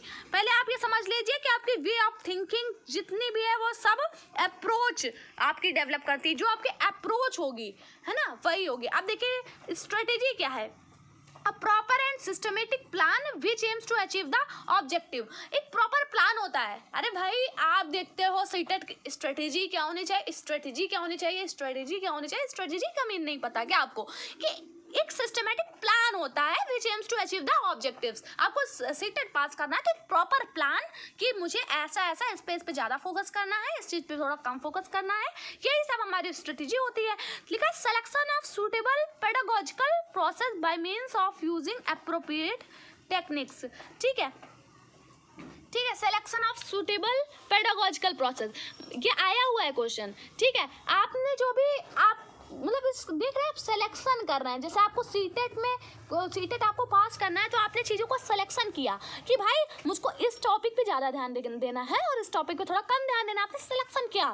ठीक है, ठीक है, उस आगे फिर मैं अभी टेक्निक बताऊंगी, तब समझाऊंगी कि आप इसमें टेक्निक का कैसे यूज करते हैं। ठीक है, तो यही हमारी स्ट्रेटेजी है ना। अब देखिए हम लोग बात करेंगे मेथड क्या है, तो set of actions for routine way of teaching learning. ये मेथड क्या है कि आपने एक्शंस जो भी आपको लेने हैं, मतलब कोई भी आपको जो भी एजुकेशनल ऑब्जेक्टिव पाना है उसको आपको कैसे पाना है, तो उसके लिए आपने जो भी एक्शंस का एक मतलब भंडार बनाया हुआ है कि इस मेथड के अंदर ये एक्शन आएंगे, तो उसी को हम लोग पूरे को क्या बोलते हैं, मेथड बोलते हैं। ये सब चीज़ें अभी आपको शायद ना समझ में आ रही हो, अभी मैं पूरी इंटीग्रेटेड वे में आपको समझाऊंगी, तब आपको बहुत अच्छे समझ में आ जाएगी, बस आप सुनते जाइए। अब देखिए टेक्निक क्या है, टेक्निक का मतलब होता है जो भी चीज़ें वहाँ पर हो रही हैं क्लासरूम में, वही ऑब्जेक्टिव को पाने के लिए जो भी एक्टिविटीज़ हो रही, जो भी डिवाइसेस का हम लोग यूज कर रहे हैं, वो सब हमारी टेक्निक होती है। अब देखिए मैं आपको स्टार्टिंग से समझाती हूँ बहुत अच्छे से, बिल्कुल भी डरने की जरूरत नहीं है। अब देखिए मैं आपको समझाती हूँ। ठीक है, अप्रोच क्या है, जैसे मैंने लिया कंस्ट्रक्टिविस्ट अप्रोच, तो कंस्ट्रक्टिविस्ट अप्रोच मतलब निर्माणवादी या रचनावादी उपागम। अब उसके जो मेन चीज़ें हैं वो आपको ध्यान रखने की, बच्चा केंद्र में होगा। ठीक है, बच्चे को हमें सिखाना है। ठीक है, शिक्षा बच्चे के लिए बनी है, जबकि बच्चा शिक्षा के लिए नहीं बना है, तो ये बात है ना, मतलब ये बात आपको ध्यान रख के चलनी होती है। उसमें क्या है, आपको एक्टिविटी के थ्रू आपको कराना होता है चीज़ों को। आपको ऐसा नहीं है कि आपको रोट लर्निंग करानी है, आपको चीज़ों को रटवाना, आपको एक्टिविटी करानी है ना। तो वो हमारा क्या है, वो हमारा कंस्ट्रक्टिविस्ट अप्रोच है। उसमें इतनी सारी बातें आ गई, आपका थिंकिंग प्रोसेस कहूँ तो वो डेवलप हो गया कि आप इस अप्रोच से चलेंगे। ठीक है, अब देखिए वो अप्रोच तो हमारी हो गई। अब आपको बच्चे को पढ़ाना है तो एक आपने प्रॉपर स्ट्रेटेजी बनाई, जैसे कि आपका जो पाठ्यक्रम दिया जाता है एनसीएफ ने जो भी अलॉट किया है, तो एक प्रॉपर वो बनाया हो कि आपको ऐसे ऐसे ये पढ़ाना है, ठीक है, कैसे कैसे पढ़ना है, क्या कौन कौन चैप्टर पढ़ाने हैं, ये सब हो गया आपका। अब देखिए मेथड क्या है आपका। मेथड है आपका कि आपको जो भी ऑब्जेक्टिव पाने, आपने जो भी पाठ्यक्रम देखा कि हमें बच्चों को ये पढ़ाना है भाई, ये हमें पढ़ाना है बच्चों को, तो आप क्या कर रहे हैं, उसके लिए आपने सोचा कि भाई मैं कौन सा मेथड यूज करूँ। अब बहुत सारे मेथड है आपके सामने, इंडक्टिव मेथड है, डिडक्टिव मेथड है। आपने सोचा कि मैं किससे जा सकती हूँ, मैं इंडक्टिव मेथड से। अब देखिए इंडक्टिव मेथड मैंने क्यों सोचा, क्योंकि वो इंस्पायर है कंस्ट्रक्टिविस्ट अप्रोच से। भाई डिडक्टिव मेथड नहीं है इनसे इंस्पायर, क्योंकि डिडक्टिव मेथड में आपको पहले रूल सिखाने हैं, अगर आप रूल सिखा रहे हैं तो आप बच्चों को एक्टिविटी कहाँ करा रहे हैं, जबकि इंडक्टिव मेथड में आप पहले एग्जाम्पल पे जा रहे हैं, है ना। तो बच्चे क्या कह रहे हैं, पहले आप एग्जाम्पल से रूल की तरफ जा रहे हैं, तो बच्चे खुद ही क्या कर रहे हैं, रूल्स को बना रहे हैं, है ना, अपने एक्सपीरियंस के माध्यम से। तो यहाँ पर क्या होगा, जो टीचर है उसने कौन सी कंस्ट्रक्टिव उसकी अप्रोच थी और उसने इंडक्टिव मेथड अपनाया। आप बिल्कुल अच्छे से समझ पा रहे होंगे मेरा कहने का क्या मतलब है। उसने इंडक्टिव मेथड सोचा कि मैं अब इंडक्टिव एग्जाम्पल टू रूल जाऊंगी। अब देखिए अब वो एग्जाम्पल टू रूल तो जाएंगी टीचर, अब ये तो उन्हें पता चल गया मेथड हमारा ये होना चाहिए। अब जो वो टेक्निक यूज करेंगी क्लास में, टेक्निक क्या यूज करेंगे, अब उन्होंने कोई भी चीज, अब उन्होंने क्या किया, अब उन्होंने कई सारे प्ले कार्ड्स बनाए, उनमें सब संज्ञा शब्दों का, जैसे वो संज्ञा पढ़ा रही, संज्ञा शब्दों का नाम लिखा उसमें है, और बच्चों से कहा कि बताइए ये सब क्या है, मतलब ये सब क्या वर्ड है, इस तरीके से कुछ भी कर सकती हैं। फिर उसके बाद बच्चों को थोड़ा सा जनरलाइज करने के लिए दिया कि बताइए आपके आसपास जितनी भी वस्तुएं हैं आप बताइए, उन सब का नाम बताइए। बच्चे बताएंगे ये है ना, पेड़ और ब्लैक बोर्ड है ना, डस्टर, ये सब चीज़ें बताएंगे। तो ये सब फिर आप बताओगे कि ये सब क्या है बच्चों, ये सब संज्ञा है। तो इस तरीके से अगर टीचर बता रही है एग्जाम्पल टू रूल जा रहे हैं, तो ये उन्होंने खुद की टेक्निक यूज की कि हमें कैसे पढ़ाना है। ये टेक्निक क्या है, मतलब एक जो क्लासरूम सिचुएशन है उसमें जो असली में जो होने वाली चीज है, जो असली में जो वहाँ पर डिवाइसेस या कोई भी चीज जो यूज हो रही है, जो भी एक्शंस लिए जा रहे हैं, बस वही होते हैं टेक्निक, ठीक है। तो आई होप आपको मेरी बातें बहुत अच्छे से क्लियर हो गई होंगी। अब अगर अभी भी नहीं क्लियर हुई तो आप थोड़ा वीडियो पॉज करके पीछे करके देखिए, आपको क्लियर हो जाएंगी। चलिए नेक्स्ट हम लोग बात करते हैं कंस्ट्रक्टिविस्ट अप्रोच की। देखिए कंस्ट्रक्टिविस्ट अप्रोच, अगर आपको सीटेट क्वालिफाई करना है तो आपकी अप्रोच भी कंस्ट्रक्टिविस्ट अप्रोच होनी चाहिए, क्योंकि एनसीएफ ने बहुत ज़्यादा इस पर फोर्स किया हुआ है, ठीक है। अब ठीक है, अगर आप ये सोच रहे हैं कि मैंने एनसीएफ अलग से नहीं कराया, तो देखिए अलग से का मतलब नहीं है। यहाँ पर एनसीएफ ने हर सब्जेक्ट के अलग अलग रिकमेंडेशन दिए हैं कि ये सब्जेक्ट को इस तरीके से, सब्जेक्ट को इस तरीके से, तो वो सब मैं आपकी मैराथन में कवर कर देती हूँ। मैंने हिंदी वाले में भी यही किया है। हाँ, हो सका तो मैं एनसीएफ का एक अलग से वीडियो भी बना दूंगी। ये आपको बिल्कुल टेंशन लेने की जरूरत नहीं है, आप मेरे ऊपर भरोसा कर रहे हैं तो करिए फिर अच्छे से, है ना। अब देखिए कंस्ट्रक्टिविस्ट अप्रोच क्या है, इन्वॉल्विंग स्टूडेंट्स इन एक्टिविटी। पहली बात है एक्टिविटी होनी चाहिए, ठीक है। इनकरेज करना बच्चों को आपको दबाना नहीं है, इनकरेज करना है, ठीक है। Children discover the rules of grammar through examples. देखिए मैंने पहले ही बताया कि आपको बच्चे को रूल रटाने नहीं है, वो एग्जाम्पल्स के थ्रू रूल्स को सीखेगा, ठीक है। अब ये चाइल्ड सेंटर्ड अप्रोच है, पहली बात, इससे बहुत क्वेश्चन बने हुए हैं कंस्ट्रक्टिविस्ट अप्रोच से, आपको बहुत अच्छे से ध्यान रखना है, ठीक है। इससे बच्चा जो है वो एक्टिव होता है, वो कंस्ट्रक्टर होता है नॉलेज का, जबकि टीचर क्या होता है, फैसिलिटेटर होता है, नॉट इंस्ट्रक्टर। वो इंस्ट्रक्शन नहीं दे रहा होता है, वो सुविधा प्रदाता होता है, वो फैसिलिटेटर मतलब सुविधाएं दे रहा होता है, वैसा इन्वायरमेंट डेवलप करता है कि बच्चा क्या करे, खुद ही चीज़ों को सीखे, है ना। Children construct knowledge by experience से सीखे, ठीक है। सम नॉइस होना पॉजिटिव है। देखिए ये कंस्ट्रक्टिविस्ट अप्रोच से रिलेटेड है। मैंने यहाँ पर एक पॉइंट, पॉजिटिव पॉइंट आपके लिए लिख दिया है कि अगर क्लास में थोड़ी बहुत नॉइस हो रही है, आपसे कई बार क्वेश्चन पूछा गया है, तो बताइए इसका मतलब क्या है कि बच्चे डिसिप्लिन में नहीं है या टीचर जो है वो काबू नहीं कर पा रही है बच्चों पर, है ना। इस तरीके से आपको ऑप्शन देगा। लेकिन आपको अगर नॉइस हो रही है तो हमेशा पॉजिटिव लेके चलना है कि अगर नॉइस हो रही है तो पक्का वो क्या है, कंस्ट्रक्टिविस्ट क्लासरूम है, मतलब वहां पर कुछ एक्टिविटीज चल रही हैं, इस वजह से वहां नॉइस हो रही है। तो नॉइस होना हमेशा पॉजिटिव होगा। और मैंने आपको हमेशा बताया है कि जो भी एरर हैं, गलतियां हैं, वो भी हमेशा आपको पॉजिटिव लेके चलनी है। एरर या मिस्टेक्स हमेशा पॉजिटिव लेके चलनी है, क्योंकि ये बच्चों के सीखने का एक क्या है, पड़ाव है, ठीक है। तो ये आपको हमेशा कुछ चीज़ें आपको पॉजिटिव ही लेके चलनी है।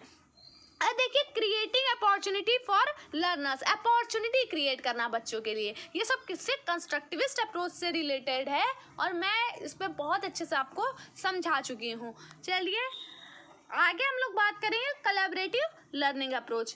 देखिए कोलैबोरेटिव लर्निंग अप्रोच CLA, देखिए मैंने इसलिए लिख दिया क्योंकि आपको फुल फॉर्म याद करनी है CLA, क्योंकि फुल फॉर्म से अभी अगर आप देखें तो बहुत बार क्वेश्चन पूछे जा रहा है। और इसका जो नेक्स्ट वीडियो आएगा उसमें मैं सारी फुल फॉर्म्स जितनी भी अभी तक पूछी गई हैं और जितनी भी इंग्लिश में मुझे पता है वो सब मैं लिख दूंगी, वो सब आप याद कर लेंगे, ठीक है। तो कोलैबोरेटिव लर्निंग अप्रोच में बस आपको इतना ध्यान रखना है कि CLA का फुल फॉर्म होता है कोलैबोरेटिव लर्निंग अप्रोच। आपसे पूछ लिया जाएगा CLA का फुल फॉर्म बताइए और आपको 4 ऑप्शन दिया जाएगा। तो कोलैबोरेटिव लर्निंग अप्रोच इसका मतलब क्या है, it develops both academic and social skills in learner in an integrated manner. मतलब इंटीग्रेटेड मैनर मतलब एक साथ बच्चों को क्या, जो उसके एकेडमिक स्किल्स हैं और जो भी सोशल स्किल्स हैं उनको एक साथ सिखाया जाता है, ठीक है। ये आपको ध्यान रखना है। चलिए आगे देखेंगे ह्यूमनिस्टिक अप्रोच क्या होती है। Enable students to discover structures for themselves, ये क्वेश्चन आया हुआ है कि which approach enables student to discover structures for themselves. तो क्या था उसका आंसर, ह्यूमनिस्टिक अप्रोच। इसका मतलब क्या है ह्यूमनिस्टिक अप्रोच का, इंग्लिश में आप इतना ध्यान रखिए, this approach to learning is student centred. पहली बात तो स्टूडेंट सेंटर्ड है, with learners encourage to take responsibility for their own learning. मतलब बच्चे खुद ही थोड़ा सा क्या करें, मतलब चीज़ों को सीखें, थोड़ा सा कंस्ट्रक्टिविस्ट से इंस्पायर आप मान सकते हैं कि बच्चे खुद ही थोड़ा सा क्या करें, इनकरेज हों और थोड़ी सी रिस्पॉन्सिबिलिटी लें, खुद सीखें, चीज़ों को खुद करके सीखें। And being intrinsically rather than extrinsically motivated, मतलब खुद से ऐसा आप इन्वायरमेंट क्रिएट कीजिए कि वो खुद से अंदर से मतलब वो थोड़ा सा प्रोत्साहित हो चीज़ों को करने के लिए, मोटिवेटेड खुद को फील करें, है ना। ये आपको ध्यान रखना है। तो ये थोड़ा सा ह्यूमनिस्टिक अप्रोच से रिलेटेड है, बाकी इससे क्वेश्चन ये बना हुआ था और मैं आपको हमेशा, आप जानते हैं कि मैं बिल्कुल प्रीवियस ईयर का घोल आपके लिए तैयार करती हूँ। तो ऐसे आपको ध्यान रखना है। Which approach enables student to discover structures for themselves, मतलब खुद के लिए जो स्ट्रक्चर्स हैं उनको बनाते हैं, मतलब खुद से एक्टिविटी कर रहे हैं। तो ह्यूमनिस्टिक अप्रोच भी यहाँ पर सही हो जाएगी। आप इसमें कंफ्यूज मत होइएगा कंस्ट्रक्टिविस्ट और ह्यूमनिस्टिक में, ठीक है, क्योंकि देखिए कुछ ना कुछ माइनर डिफरेंस दोनों में है ही, ठीक है। तो आपको ध्यान रख के चलना है। अब देखिए प्रॉब्लम सॉल्विंग अप्रोच क्या होती है, ये आपको बहुत अच्छे से ध्यान रखना है। PSA आपसे पूछ लिया जाएगा PSA का फुल फॉर्म क्या होता है, प्रॉब्लम सॉल्विंग अप्रोच, ठीक है। ये क्या है, ये इंपॉर्टेंट भी है, इससे बहुत बार क्वेश्चन बने हुए हैं। तो PSA is based on the idea of involvement of student in real life situations. बस आपको इतना ध्यान रखना है। देखिए रियल लाइफ सिचुएशन में क्या होता है, बच्चों को प्रॉब्लम्स दी जाती हैं। प्रॉब्लम सॉल्विंग अप्रोच देखिए साफ सीधी बात, बच्चों को जो भी उनके रियल लाइफ सिचुएशंस है उसमें क्या दिया जाएगा, प्रॉब्लम्स दी जाएंगी और बच्चे को वो प्रॉब्लम्स क्या करनी होंगी, सॉल्व करनी होंगी। मतलब खुद वो क्या करेंगे, थिंकिंग करेंगे, क्वेश्चनिंग करेंगे, विजुअलाइजिंग करेंगे, है ना, रियल लाइफ सिचुएशन में, और सॉल्यूशन के लिए सर्च करेंगे, है ना। तो ये प्रॉब्लम सॉल्विंग अप्रोच है। ये सब देखिए जितने अप्रोच है प्रॉब्लम सॉल्विंग अप्रोच, ये भी पॉजिटिव है ही है, ठीक है, क्योंकि आप रियल लाइफ, जब भी आपको किसी भी क्वेश्चन में रियल लाइफ से आपको कनेक्ट होने की बात कहे तो उससे अच्छा आंसर कोई हो नहीं सकता है, ठीक है, पॉजिटिव आंसर। तो it gives opportunity to actively construct their knowledge, है ना। तो ये भी बात बिल्कुल सही है। अब देखिए हम लोग आगे बढ़ते हैं नेक्स्ट। आप अगर थोड़ा बोर हो रहे हैं तो वीडियो को पॉज कर लीजिए, लेकिन क्या करें, ये आपकी ज़रूरत है। अगर आपको ये सब नहीं पता है अप्रोचेस, तो आप बहुत मतलब मुश्किल में जाने वाले हैं। तो एक बार अच्छे से सुन लीजिए, आपको पता चल जाएगा। इंक्वायरी बेस्ड अप्रोच, IBA, पहले तो फुल फॉर्म IBA की क्या होती है, इंक्वायरी बेस्ड अप्रोच। देखिए, it promotes exploration of ideas, experimentation and critical thinking. ठीक है, ये क्रिटिकल थिंकिंग को बढ़ावा देता है, एक्सपेरिमेंट को। देखिए, इंक्वायरी बेस्ड, साफ सीधी बात, वर्ड से ही आप समझ जाएंगे। इंक्वायरी है ना, इंक्वायरी मतलब बच्चों को खोजने का अवसर हम दे रहे हैं। तो भाई, खोजने का अवसर वही तो एक्सप्लोर करने का अवसर दे रहे हैं हम लोग, है ना, एक्सपेरिमेंट करवा रहे हैं। तो इससे क्या होगा, उनकी जो क्रिटिकल थिंकिंग मतलब थिंकिंग जो है वो डेवलप होगी। इंडक्टिव मेथड, पहली बात, इंक्वायरी बेस्ड अप्रोच किससे संबंधित है, इंडक्टिव मेथड से। क्योंकि इंक्वायरी क्या है, आप बच्चों को खोजने का अवसर दे रहे हैं ना, मतलब आप पहले उनको चीजें बिल्कुल जनरलाइज्ड रूल नहीं बता रहे हैं, आप उन्हें खोजने का अवसर दे रहे हैं। तो बच्चे खुद ही रूल बनाएंगे, तो रूल बाद में आ रहे हैं, एग्जाम्पल पहले आ रहे हैं। तो ये इंडक्टिव मेथड से रिलेट करता है और क्वेश्चन इससे पूछा गया है। ठीक है, तो ये आपको ध्यान रखना है। Allows learner to raise question, ठीक है, ये क्या करता है, जो लर्नर्स है उनको अलाउ करता है क्वेश्चन पूछने के लिए कि आप क्वेश्चन पूछिए। ठीक है, आप सीधी बात, इंक्वायरी का मतलब आप चीज़ों को समझ के चलिए ना। इंक्वायरी का मतलब आप जान गए, आपको ये सब फालतू की बातें नहीं ध्यान रखनी है, आप खुद ही क्वेश्चन सही कर लोगे। ठीक है, बस आपको इंक्वायरी बेस्ड लर्निंग अप्रोच जो भी है आपकी, उसको पॉजिटिव लेके चलना है, क्योंकि इंडक्टिव मेथड और इंडक्टिव मेथड को एनसीएफ ने बहुत ज़्यादा पॉजिटिव माना है। तो कभी भी आपसे पूछा जाए कि इंग्लिश लैंग्वेज, इंग्लिश लर्निंग के सबसे अच्छा मेथड कौन सा है, तो इंडक्टिव मेथड। ठीक है, एग्जाम्पल टू रूल। अब देखिए, इंक्वायरी बिगिंस विद ऑब्जर्वेशन। अब इंक्वायरी शुरू तो ऑब्जर्वेशन से होती है, कि ऑब्जर्वेशन का मतलब तो आप बहुत अच्छे जानते होंगे, चीज़ों को ऑब्जर्व करना, देखना, उन पे ध्यान देना, है ना। तो ये ऑब्जर्वेशन होता है। और फिर उसके बाद क्या क्या होता है, उसमें रीजनिंग, हाइपोथेसिस, एक्सपेरिमेंट और एक्टिविटीज सब इन्वॉल्व हो जाती हैं। ये हमारी इंक्वायरी बेस्ड अप्रोच है। आई होप आपको बहुत अच्छे से क्लियर हो गई होगी। चलिए, अब हम लोग बात करते हैं नेचुरल अप्रोच की। थोड़ा सा राइटिंग और उस पर मत जाइएगा, बस चीज़ों को सुनिएगा, देखना आपकी बहुत अच्छी थिंकिंग हो जाएगी। देखिए, नेचुरल अप्रोच से बहुत बार क्वेश्चन बने हुए हैं, और ये क्वेश्चन कई बार बना हुआ है। मैं आपको बताती हूँ, मैंने अभी इसमें लिखा हुआ नहीं है, बट ये क्वेश्चन बना हुआ है कि मतलब कौन सी अप्रोच है जिसमें आपका जो टेक्स्ट मीडिया है, ठीक है, उसका यूज किए बिना लर्निंग कराई जाती है ना। तो वो उसमें आपको दिए थे ऑप्शन कई सारे, उसमें आपको चूज करना था नेचुरल अप्रोच। क्योंकि देखिए, नेचुरल अप्रोच नाम से ही पता चल रहा है नेचुरल। देखिए, यहाँ नेचुरल अप्रोच वर्ड है, इस बात का ध्यान रखिएगा। आगे मैं नेचुरल मेथड ही बताऊंगी। नेचुरल अप्रोच वर्ड है, तो ये आपको ध्यान रखना है। It aims to foster naturalistic language acquisition. ये एक्विजिशन पे फोर्स करता है कि भाई आप वही बच्चों को एनवायरनमेंट दीजिए, नेचुरली बच्चे उसको अडॉप्ट करेंगे, नेचुरली बच्चे उसको एक्वायर करेंगे, है ना। आप क्लासरूम सेटिंग ऐसी बनाइए। ठीक है, course is organised on elements of human society and the natural world. मतलब किस पे बेस्ड है, ये नेचुरल वर्ल्ड पे बेस्ड है। ठीक है, तो उस पर फोकस किया गया है, और कोई भी प्रिंटेड मीडिया, टेक्स्ट, इन पर फोकस नहीं किया गया। और ये क्वेश्चन आया हुआ है कि ऐसा कौन सा अप्रोच है, तो आपको ध्यान रखना नेचुरल अप्रोच है ना। वर्ड से ही देखिए कितना इजी है ना, वर्ड से ही चीज़ें पता चल रही हैं। भाई, इंक्वायरी बेस्ड है तो इंक्वायरी होगी, खोज करेंगे बच्चे, है ना, पॉजिटिव लेके चलना है आपको। ऐसे ही नेचुरली अडॉप्ट करेंगे चीज़ों को। और भी मैंने अभी आगे पीछे आपको बताया था, तो वो सब क्या है, आप अगर एक दो बार अगर वीडियो देख लेते हैं तो आपको ये चीज़ें बहुत अच्छे से क्लियर हो जाएंगी। अब देखिए, कम्युनिकेटिव लर्निंग टीचिंग। ठीक है, CLA तो कम पूछा जाता है, आपका CLT बहुत बार पूछा जाता है। कम्युनिकेटिव लर्निंग अप्रोच या कम्युनिकेटिव लर्निंग टीचिंग अप्रोच, ठीक है, ऐसे भी बोलते हैं। तो देखिए, इसका मतलब क्या है, यही एक ऐसी अप्रोच है जिससे बहुत बार क्वेश्चन बने हुए। एक तो कंस्ट्रक्टिविस्ट वाली मैंने बता दी, और एक कम्युनिकेटिव वाली, इससे बहुत क्वेश्चन बने हुए हैं। ठीक है, आप देखिए इसका मतलब क्या है, इसको बस एक बार आप समझ लीजिए, आपसे कभी क्वेश्चन नहीं गलत होंगे। तो ये कम्युनिकेटिव का मतलब सिर्फ इतना है कि बच्चों को आप इंटरेक्शन करने दीजिए, मतलब आपस में बातचीत करने दीजिए। कम्युनिकेशन का मतलब आप जानते हो ना, बस उसी से रिलेटेड है कि आप बच्चे को क्या करेंगे, इन्वायरमेंट देंगे, बच्चे खुल के अपने आइडियाज़ बता सकेंगे, और क्या करेंगे, दूसरे के आइडियाज़ को समझ सकेंगे और कम्युनिकेशन करेंगे। आपको जो भी लैंग्वेज सिखानी है, आप उसमें कम्युनिकेशन स्टार्ट करवाइए।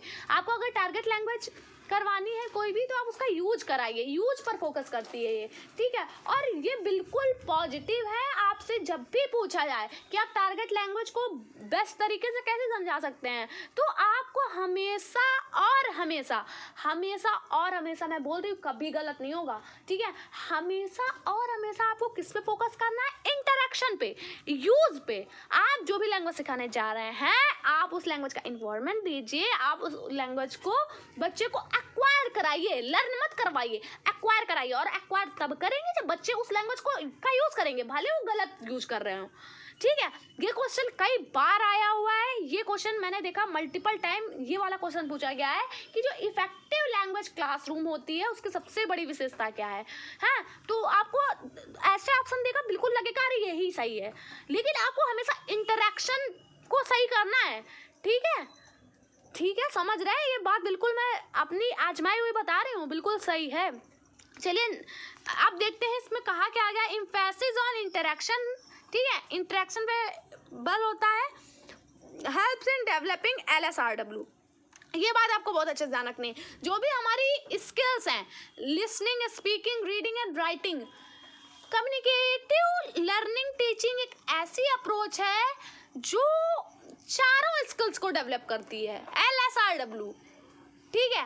तो ये बात आपको ध्यान रखनी है। अब आपको लग रहा होगा इसमें तो मैं लिख नहीं रहा हूँ, इसमें तो मैं रीड नहीं कर रहा हूँ, पर ऐसा नहीं है, ठीक है। आप जब चीज़ों को बातचीत करते हैं, बातचीत करने के बाद अपने आइडियाज़ देते हैं कि नहीं, उन्हीं आइडियाज़ को आप लिखने का भी प्रयास करते हैं, है ना, ठीक है। दूसरे को आइडियाज़ को समझते हैं तो पढ़ रहे हैं, उसको भी तो आइडियाज़ को समझना ही है, कम्युनिकेशन ही है। अगर आप व्हाट्सएप पे मैसेज कर रहे हैं तो क्या मैसेज कर रहे हैं तो ये कम्युनिकेशन नहीं हो रहा है, हो तो रहा है ना बातचीत।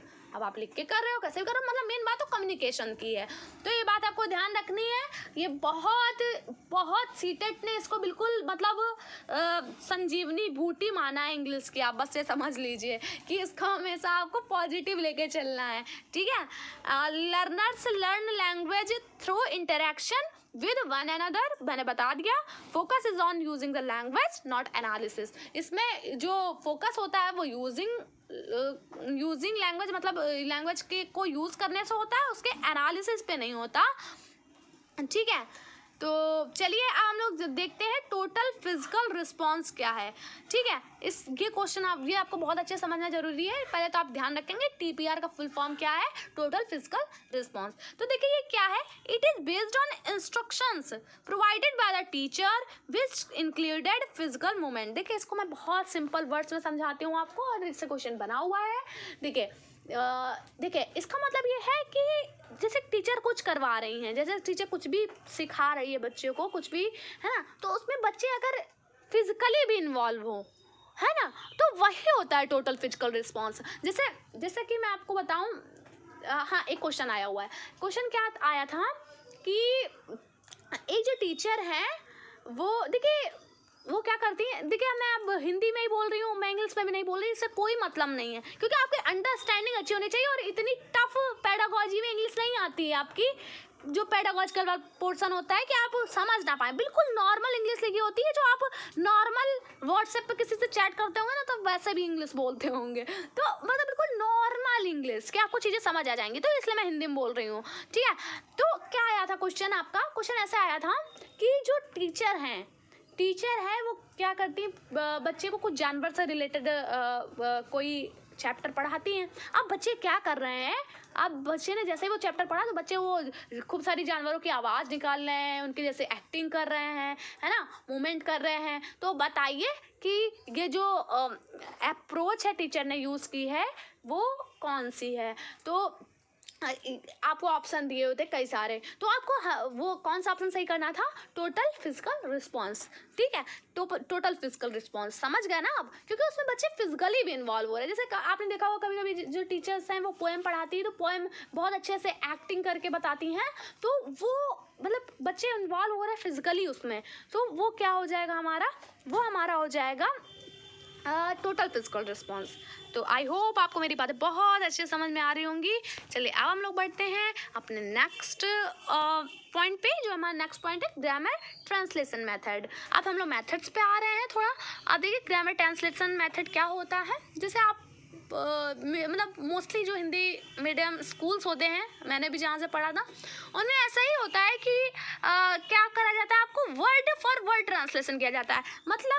मतलब जैसे आपको इंग्लिश सिखाई जानी है तो आपको ऐसे पहले टेंस वेंस सिखाए जाते थे, आपको ऐसे कहा जाएगा मैं खाना खाता हूँ, तो मैं की इंग्लिश आई, फिर ऐसे खाना है ना, खाता हूँ, तो क्या हो जाएगा, आई ईट फूड, है ना। तो इस तरीके से कराया जाता था, एक एक चीज का वर्ड फॉर वर्ड ट्रांसलेशन होता था कि इसको इंग्लिश में क्या कहेंगे, फिर इसको ऐसे बोलेंगे। अगर हम लोग मतलब इंग्लिश टू हिंदी बात करें तब भी अगर कोई आई ईट फूड, तो आई का मतलब क्या होता है, ईट का मतलब क्या होता है, इस तरीके से मतलब वर्ड फॉर वर्ड ट्रांसलेशन होता था।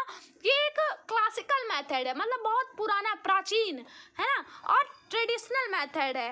तो ये दोनों नाम ही इसके आपको ध्यान रखने हैं, इसको क्लासिकल मेथड और ट्रेडिशनल मेथड ही बोला जाता है। इसमें वर्ड फॉर वर्ड ट्रांसलेशन होता है, मैंने बताया आपको। अब देखिए ये रूल्स टू एग्जाम्पल जाता है, भाई आपको पहले रटवाएगा कि ये टेंस है, लास्ट में ये ता है लगा है, तो भैया ये कौन सा होगा, इंडेफिनिट होगा, है ना, ये सब फालतू चीज़ें बताई जाती है और इसकी बहुत आलोचना की गई। पहली तो बात, आपको ये हमेशा नेगेटिव लेके चलना है, ठीक है, ऐसे आपको रूल्स बच्चे को रटाने नहीं लग जाने हैं, तो ये आपको नेगेटिव लेके चलना है, ठीक है। तो आप समझ गए, ये deductive method rule to example की तरफ जाता है। Student learn grammatical rules and then apply those rules by translating sentence, समझ गए आप। Heavily relies on form focus teaching. अब देखिए फॉर्म फोकस टीचिंग, ये क्वेश्चन आया हुआ था, ठीक है। अब हो सकता है कुछ और वर्ड भी नेक्स्ट ईयर अभी आपका सीटेड है तो कुछ और वर्ड भी जोड़ दे। तो देखिए आपको बेसिक चीज़ों पे जाना है, कि देखिए किस पे रिलाई कर रहा है, फॉर्म फोकस। तो आपसे पूछा गया था कि कौन सा मेथड है जो फॉर्म फोकस टीचिंग पर रिलाई करता है सबसे ज़्यादा, आप कुछ और ऑप्शन दिए हुए थे। अब आप डायरेक्ट मेथड, ये मेथड, वो मेथड, तो देखिए साफ सीधी बात, आप ग्रामर ट्रांसलेशन मेथड को सोचिए ना, फॉर्म फोकस्ड, मतलब एक फॉर्म दे दिया गया कि आपको पहले ऐसे ऐसे लिखना है, पहले सब्जेक्ट लिखना है, फिर ये लिखना है, फिर वो लिखना है, आपको एक फॉर्म दे दिया गया, है ना। आप देखते होगे आपकी टीचर अगर ग्रामर पढ़ाती थी पहले तो क्या करती थी, ऐसे लिखती थी, subject plus EZMR plus dash plus ING, ये सब करके ऐसे करके, तो एक तरीके फॉर्म दे दिया गया, उसी पे फोकस हो गया, आपको टीचिंग कराया गया। ये है ग्रामर ट्रांसलेशन मेथड। तो आई होप आपको मेरी चीज़ें बहुत अच्छे से क्लियर हुई होंगी और आपको क्लियर रखनी चाहिए, ठीक है। हो सकता है आप बोर हो रहे हो, पर ये नीड है, अगर आप विश्वास कर रहे हैं, और मेरा विश्वास मानिए कि आप इंग्लिश पेडागॉजी आपकी अच्छी हो जाएगी। और एक और बात मैं बता दूं, मैं आपको अंधेरे में कभी नहीं रखती हूँ, आप जानते हैं, मैं आपसे बिल्कुल एज अ फ्रेंड बात करती हूँ, एज अ टीचर नहीं, ठीक है, एज अ फ्रेंड मैं आपको बहुत अच्छे समझाती हूँ। तो मेरा ये मानना है कि आप जैसे 15 मार्क्स का आपका आता है, तो देखिए मैं अगर सीटेट का नेचर बताऊँ तो वो क्या करता है, इंग्लिश में पर ईयर उसकी एक हेरा फेरी होती है। वो अगर 15 क्वेश्चन है तो कभी भी 15 क्वेश्चन आपके ऐसे नहीं देगा जो पूरे बेस्ड होंगे प्रीवियस ईयर पे। देखिए उसमें जैसे अभी पिछली बार अभी जो दिसंबर 2019 में एग्ज़ाम हुआ, उसमें क्या हुआ, उसने क्या कर लिया, एक जो मतलब एक चीज़ की फुल फॉर्म पूछ ली थी, है ना, और वो फुल फॉर्म पहले कभी नहीं आई हुई थी, है ना। लेकिन आप अगर आपके अंडरस्टैंडिंग अच्छी है तो आप उस क्वेश्चन को कर ले जाओगे। भाई मेरे लिए भी वो नया था, मैंने भी एग्जाम दिया था तो मेरे लिए भी नया था, बट मैंने क्या किया, मैंने थोड़ा सा उन 4 ऑप्शन को देखा कि भाई इंग्लिश के हिसाब से कैसे हो सकता है, और मैंने थोड़ा सा उसमें अपना दिमाग लगाया और वो क्वेश्चन मेरा सही हो गया।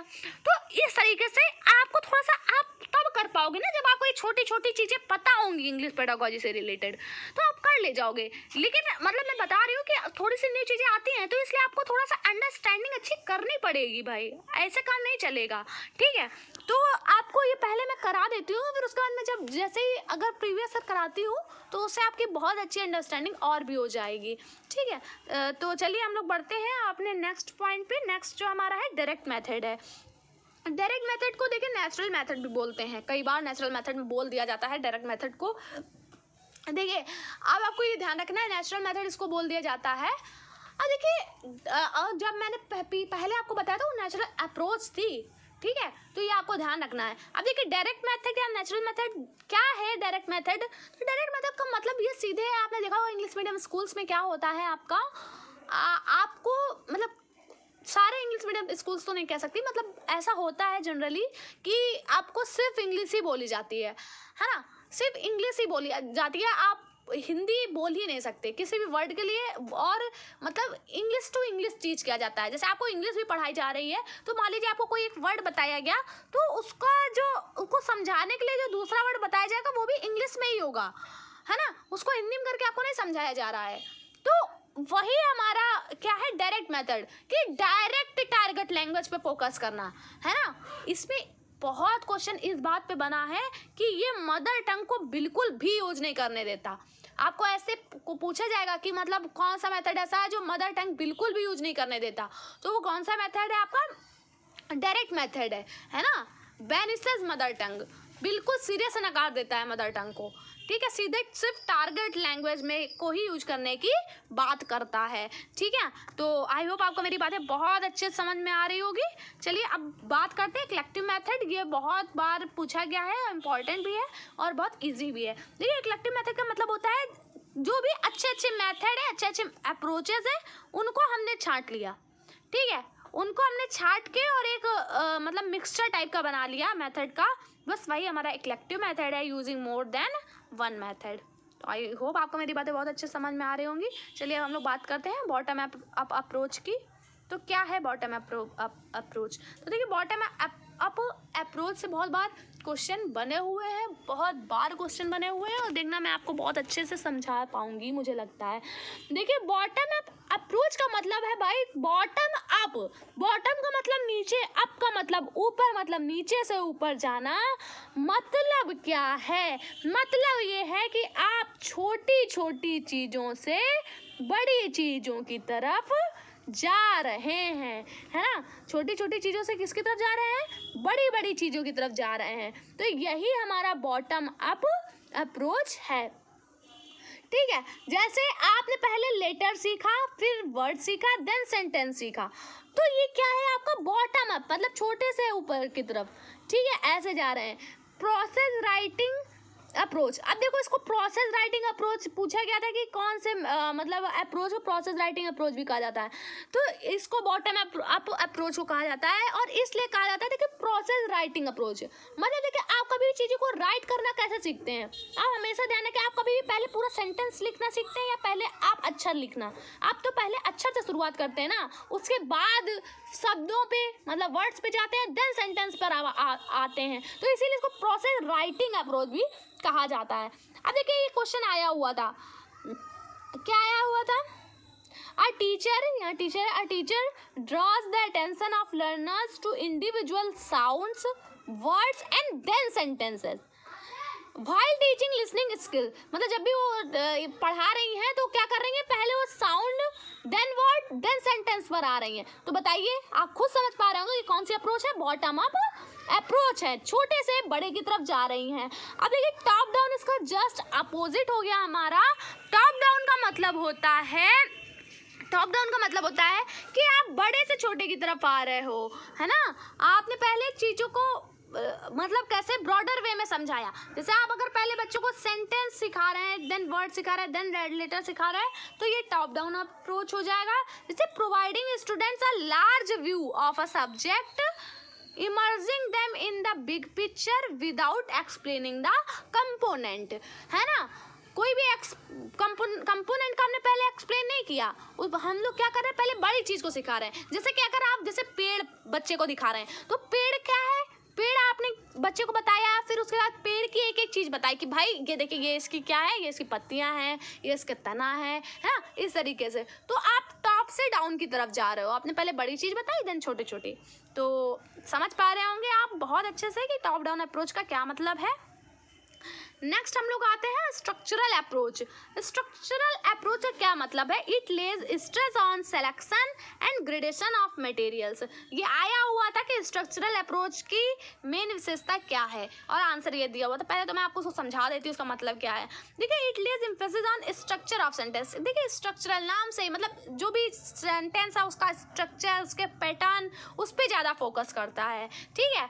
और इसीलिए ये क्या, इसका क्या हो जाएगा, selection and gradation selection of material, मतलब आप कैसे चीज़ों को सेलेक्ट कर रहे हैं, है ना, स्ट्रक्चर बनाने के लिए कैसे आप, तो ये मेन स्ट्रक्चर पे फोकस करता है, मीनिंग से इसका कोई लेना देना नहीं होता है।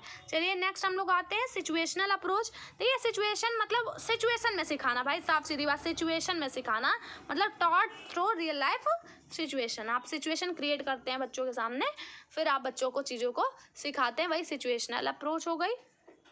ठीक है, चलिए नेक्स्ट हम लोग आते हैं बिहेवियरिस्टिक अप्रोच।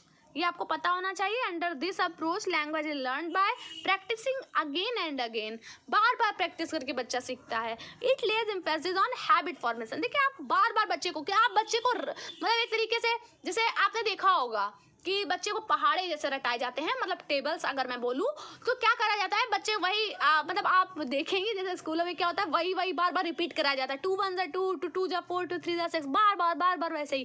तो उससे क्या होता है, बच्चे को चीज़ें याद हो जाती हैं। तो यही होता है बिहेवियरिस्टिक अप्रोच, मतलब practice again and again, it lays emphasis on habit formation, बच्चे की उसमें आदत बन जाती है। और ये क्वेश्चन आया हुआ है, which approach lays emphasis on habit formation, आपको ऑप्शन दिए हुए थे, बिहेवियरिस्टिक अप्रोच आपका आंसर सही था।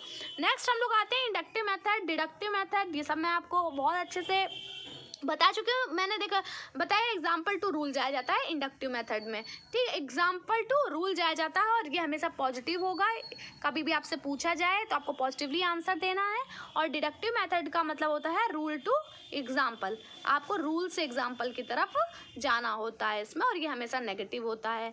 तो चलिए इंटीग्रेटेड अप्रोच को मैं एक बार बस एक लाइन में ऐसे समझा देती हूँ। इंटीग्रेटेड का मतलब होता है चीज़ों को साथ में लेके चलना, है ना, कि आप कुछ भी पढ़ा रहे हैं उसमें आपने बहुत सारी चीज़ों को रिलेट कर दिया है, इंटीग्रेट कर दिया। जैसे आप स्किल्स सिखाते हैं तो जो भी स्किल का मैं बता रही हूँ, कभी अगला जो मैराथन आएगा उसमें मैं LSRW और इनकी कौन कौन सी सब स्किल्स होती हैं, स्कीमिंग, स्कैनिंग, ये सब क्या है वो सब मैं अगले वीडियो में आपको कराऊंगी। ठीक है, तो वो उस पर आपको टेंशन लेने की जरूरत नहीं है। तो मतलब जैसे इंटीग्रेटेड अप्रोच होगा, जैसे मैं अगर स्किल्स भी करा रही हूँ, कोई भी चीज़ें करा रही हूँ, तो उसमें चारों स्किल्स होनी चाहिए, LSRW ज़्यादा चारों स्किल्स होनी चाहिए। तो यही होता है इंटीग्रेटर, मतलब चीज़ों को इंटीग्रेट करके चलना, मतलब आप कुछ भी पढ़ा रहे हैं उसमें सब चीज़ों को आपस में सम्मिलित कर दिया, बस ये इसका मतलब है। बाकी देखिए अब मैं कुछ आपको ट्रिक्स टाइप की बता रही हूँ। देखिए prerequisite to learning language, मतलब देखिए मोटिवेशन एक ऐसा पॉइंट है जिसको आपको हमेशा पॉजिटिव ले चलना है। आपसे ऐसे पूछा जाएगा कि बच्चों को इंग्लिश सिखाने में कई बार ऐसे क्वेश्चन बनता है, ठीक है, सबसे ज़्यादा इम्पॉर्टेंट चीज़ क्या है, कुछ भी आपको अच्छे से अच्छा दे दे ऑप्शन में, अगर मोटिवेशन है तो उससे अच्छा कुछ नहीं हो सकता। ठीक है, मतलब प्री रिक्विसाइट का मतलब होता है कि आपको पहले क्या सिखाना है, मतलब लर्निंग आप करा रहे हैं लैंग्वेज की, तो पहले क्या चीज़ होनी चाहिए, तो मोटिवेशन होना चाहिए बच्चे के अंदर, बच्चा मोटिवेट होना चाहिए। ये क्वेश्चन कई बार मतलब अलग अलग तरीके से पूछा गया है, एक बार इस तरीके से पूछा गया, दूसरी बार इस तरीके से पूछा गया कि आप बच्चे को लर्निंग करा रहे हो लैंग्वेज की, तो उसमें सबसे ज़्यादा इंपॉर्टेंट कौन सी बात मायने रखती है ना, तो कौन सी बात, मोटिवेशन होना चाहिए। अगर मोटिवेशन ऑप्शन में है तो मोटिवेशन आंसर हो जाएगा। अगर इफेक्टिव लर्निंग क्लासरूम की बात हो रही है और इंटरेक्शन ऑप्शन में है तो इंटरेक्शन आंसर हो जाएगा। ठीक है, तो ये बात आपको ध्यान रख के चलनी है। ये सब मेरी थोड़ी सी ट्रिक्स आप समझ सकते हैं, लेकिन ये बहुत काम देने वाली हैं। ठीक है, एक्टिव वोकैबुलरी से क्वेश्चन बहुत बनता है और पैसिव वोकैबुलरी, ये दोनों आपको पता होने चाहिए इनका मतलब क्या है। और आया भी हुआ था अभी 2 दिसंबर 2019 से, उसमें पेपर में आया हुआ था। और बहुत ध्यान देके चलना होता है, क्योंकि कभी कभी एग्जाम में क्या होता है, आपका ध्यान थोड़ा इधर उधर हुआ और क्वेश्चन वहीं गलत हो जाता है।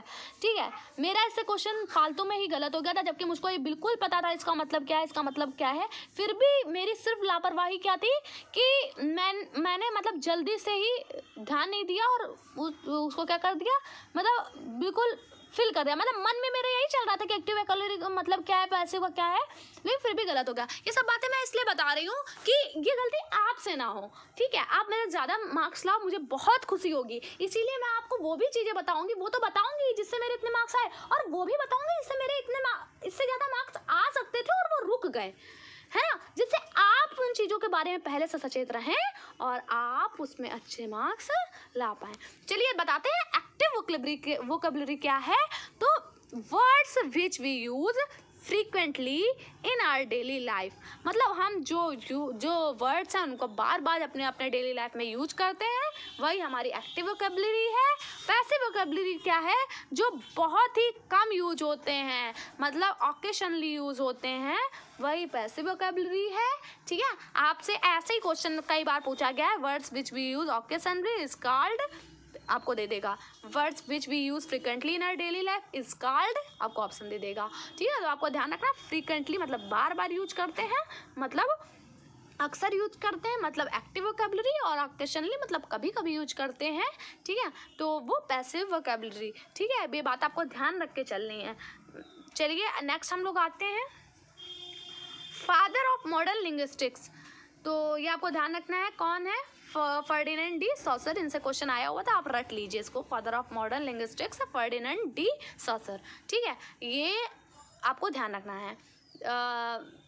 ठीक है, आप जो भी, मैं आपसे पहले ही कहती हूँ, आपको इस टाइप से जब भी कोई क्वेश्चन दिखा करे जिसमें आपको थोड़ा रटने वाला दिखा करे, आप तुरंत उसमें गूगल कर लिया करिए। देखिए, मैं आपको बिल्कुल सही जो भी बताऊँगी बिल्कुल सही बताऊँगी, बट आप गूगल, मतलब मैं आपको अवेयर करने के लिए कह रही हूँ कि आप जैसे मेरे साथ भी नहीं है, अगर आप बुक में देख रहे हैं तो अगर आपको लग रहा हो तो आप गूगल से सर्च कर लीजिएगा। वैसे गूगल से सर्च करना चाहिए मेरे हिसाब से। ठीक है, कि आपको कभी भी ऐसा ऑप्शन दिया जाए, कुछ भी दिया जाए तो कन्फ्यूज़न ना क्रिएट हो, इसलिए गूगल से, और गूगल से जो भी हम लोग चीज़ें सर्च करते हैं ना, वो हमें याद भी हो जाती है, मैंने ऐसा देखा है। तो आपको अगर बिल्कुल जो टू द पॉइंट क्वेश्चन हो उसको आप गूगल में सर्च कर सकते हैं। चलिए अब देखिए लैंग्वेज प्रोफिशिएंसी क्या है। देखिए, मतलब ये ट्रिक्स आप मेरी समझ सकते हैं, आप समझ, मैंने जैसे ही हिंदी में आपको कराया हुआ था, मैं गारंटी लेती हूँ कि अगर हिंदी वाला दोनों वीडियो किसी ने बहुत अच्छे से बार बार देखे हैं, है ना, बार बार रिवीजन पे रिवीजन और प्रीवियस ईयर कर लिया है, मतलब कोई ज़रूरत नहीं है उसको कुछ पढ़ने की, वो बहुत अच्छे मार्क्स लाने वाला है, मैं पहले से बता रही हूँ। और ऐसे ही मैं इंग्लिश में भी आपके लिए बहुत अच्छी अच्छी चीज़ें लाई हूँ। जैसे देखिए लैंग्वेज प्रोफिशिएंसी से हर बार क्वेश्चन बना है, बहुत बार क्वेश्चन बना है, और इसका मतलब क्या है। देखिए लैंग्वेज प्रोफिशिएंसी मतलब, प्रोफिशिएंसी का मतलब तो आप समझते ही हो क्या होता है। अब देखिए लैंग्वेज प्रोफिशिएंसी में क्या क्या शामिल होता है, मतलब प्रोफिशिएंसी मतलब बहुत अच्छा लैंग्वेज में कौन होगा, उसमें क्या क्या होना जरूरी है, एप्रोप्रिएसी, भाई एप्रोप्रिएट होना चाहिए, एक्यूरेट होना चाहिए, गलती नहीं होनी चाहिए, और फ्लुएंसी होनी चाहिए। फ्लुएंसी का मतलब होता है कि आप कितना फ्लुएंटली बोल पा रहे हैं लैंग्वेज में। फ्लुएंटली मतलब बिल्कुल सही उतार चढ़ाव और बिल्कुल सही स्पीड, है ना, वही कहते हैं ना बहुत यार फ्लुएंट स्पीकर है वो, है ना, तो इसका मतलब समझ गए होंगे। एक्यूरेट का मतलब होता है कि गलतियां नहीं होनी चाहिए, जैसे जो आपकी ग्रामर है वो आपकी एक्यूरेसी सही करती है। अगर आप चीज़ों को गलत बोल रहे हैं, गलत समझ रहे हैं, तो उसको एक्यूरेट करती है कि भाई ऐसा होगा। एप्रोप्रिएट है, ये सब चीज़ें क्या है, ये बहुत बार क्वेश्चन बना हुआ है, ये सब लैंग्वेज प्रोफिशिएंसी में आती हैं, है ना, लेकिन जो एफिशिएंसी है वो नहीं आती, और हर बार ऑप्शन है आपको एक एफिशिएंसी देता है, और वही ऑप्शन आपका गलत होता है कि निम्न में से कौन सा लैंग्वेज प्रोफिशिएंसी में नहीं आता है। तो एफिशिएंसी नहीं आता। देखो भाई एफिशिएंसी, देखिए वर्ड्स क्या हो जाता है, लोग कंफ्यूज हो जाते हैं, मीनिंग नहीं समझते हैं, कंफ्यूज हो जाते हैं। भैया एप्रोप्रिएसी, एक्यूरेसी, फ्लुएंसी, एफिशिएंसी, अरे भाई ये तीनों अलग चीज हैं। एफिशिएंसी का मतलब होता है क्षमता। अरे क्षमता का क्या मतलब भैया लोग लैंग्वेज प्रोफिशिएंसी में, लैंग्वेज प्रोफिशिएंसी में भाई एप्रोप्रिएट होना चाहिए, एक्यूरेट होना चाहिए, फ्लुएंट होना चाहिए। एफिशिएंट ये तो कोई मैच ही नहीं कर रहा है इसमें, तो साफ सीधी बात एफिशिएंसी नहीं होगा। ठीक है, तो ये आप ट्रिक समझ सकते हैं, ये क्वेश्चन कई बार मतलब बार बार पूछा गया है, तो इसलिए मैंने आपको समझाने के लिए इसको रख लिया है। ठीक है, अब देखिए एक और बात ड्रामा और प्ले के बारे में आपको बताना चाहती हूँ, उससे भी बहुत क्वेश्चन बनते हैं।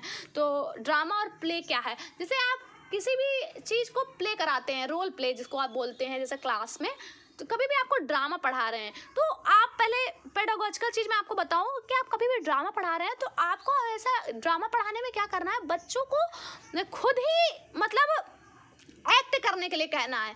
मतलब जो भी ड्रामा है आपका उसमें क्या करना है, खुद ही बच्चे से कहना है कि आप एक्ट करें, मतलब एक्ट करवाइए उन्हें, इस तरीके से आपको ड्रामा पढ़ाना चाहिए। ठीक है, ये सब बातें मैं ऐसी वैसे नहीं बता रही हूँ, ये सब आपको ऐसा ऑप्शन में मिलेगा। अब आपकी इंग्लिश इतनी तो वीक नहीं होगी कि आप इन सब चीज़ों को इंग्लिश में समझ में ना पाएँ।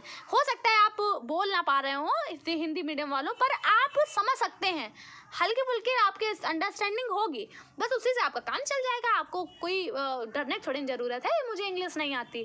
ठीक है, तो ड्रामा प्ले क्या होता है, इसमें आपको पढ़ाना है, ठीक है, पहली बात तो। अब देखिए ड्रामा प्ले हमेशा आपको पॉजिटिव लेके चलना है, ठीक है, क्योंकि ये क्या करता है बच्चों में जो कम्युनिकेटिव स्किल्स हैं उनको डेवलप करता है, क्योंकि बच्चे आपस में बातचीत करते हैं, है ना, तो वो डेवलप करता है। तो इसलिए ड्रामा और प्ले क्या करना है, इम्पोर्टेंस हो जाता है। इससे जो भी स्किल्स LSRW वो भी हमारी अच्छी होती हैं।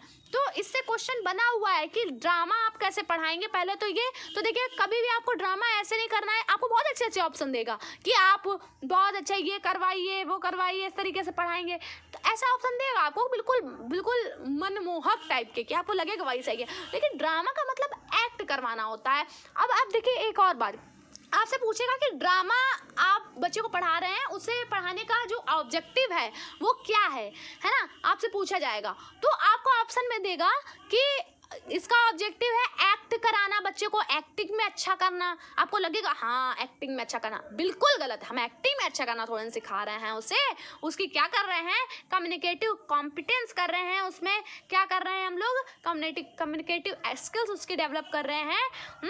ये आपको ध्यान रखना है। वही बात मैंने इफेक्टिव इंग्लिश क्लासरूम की बात करी थी। इफेक्टिव लैंग्वेज क्लासरूम वह है जिसमें इंटरेक्शन होता हो, ये क्वेश्चन भी आपको ध्यान रखना है। चलिए आगे हम लोग बात करते हैं रिटोरिकल क्वेश्चन। बहुत बार क्वेश्चन आया हुआ है, आपने देखा होगा। तो रिटोरिकल क्वेश्चन वो क्वेश्चंस होते हैं जिनमें हमें किसी आंसर की जरूरत नहीं है, उनका आंसर वो चीज़ स्वयं ही होती है। जैसे for the sake of effect with no answer needed, मतलब कोई भी आंसर की जरूरत नहीं है। जैसे कि देखिए ये मैंने आपका एग्जाम्पल लिया हुआ है, आया हुआ है, you ask what is our aim, I can answer in word victory. देखिए खुद ही एक इंसान आंसर बता रहा है, खुद ही बोल रहा है कि आप मुझसे पूछेंगे कि हमारा लक्ष्य क्या है, और मैं इसे सिर्फ एक शब्द में आंसर दे सकता हूँ, कौन सा, विक्ट्री, है ना। उसने ये बताया, तो उसने क्या किया, उसने तुरंत मतलब अपना ही क्वेश्चन पूछा, अपना ही आंसर दे दिया, मतलब किसी दूसरे से आंसर की उसको कोई भी ज़रूरत नहीं है। वही हमारा रिटोरिकल क्वेश्चन होते हैं। ऐसे एक और क्वेश्चन आया हुआ था कि आप पूछेंगे मेरी गवर्नमेंट ने क्या किया, मैं कहूँगा डेवलपमेंट। तो अपना खुद ही बता रहा है, खुद ही क्वेश्चन पूछ रहा है, खुद ही आंसर दे रहा है। वही होता है रिटोरिकल क्वेश्चन कि जिनका कोई आंसर की ज़रूरत नहीं है, मतलब वो इस तरीके से शो करते हैं कि मैं ये जो क्वेश्चन पूछ रहा हूँ उसमें कोई आंसर की ज़रूरत नहीं है ना। इस तरीके से शो कर रहे हैं कि जैसे आप पूछें मेरी गवर्नमेंट ने क्या किया, तो मतलब उनका कहने का मतलब है कि मुझे कोई आंसर देने की ज़रूरत नहीं है, मैं सिर्फ एक वर्ड में इसका आंसर दे सकता हूँ, डेवलपमेंट, ठीक है। तो वही होता है for the sake of effect with no answer needed, है ना। ये आपको इसकी ट्रिक बस ऐसे ही समझ लीजिए आप कि जब भी आपको ऐसा लगे कि वही जो इंसान है वही क्वेश्चन पूछ रहा है, वही आंसर दे रहा है, बस वही रिटोरिकल क्वेश्चन। बाकी समझने के लिए तो ऐसा है कि भाई जिस क्वेश्चन में कोई भी आंसर की जरूरत ना हो, उसका आंसर वो चीज़ खुद ब खुद हो, वही होता है रिटोरिकल क्वेश्चन। चलिए नेक्स्ट हम लोग बात करते हैं स्पीच कम्युनिटी की।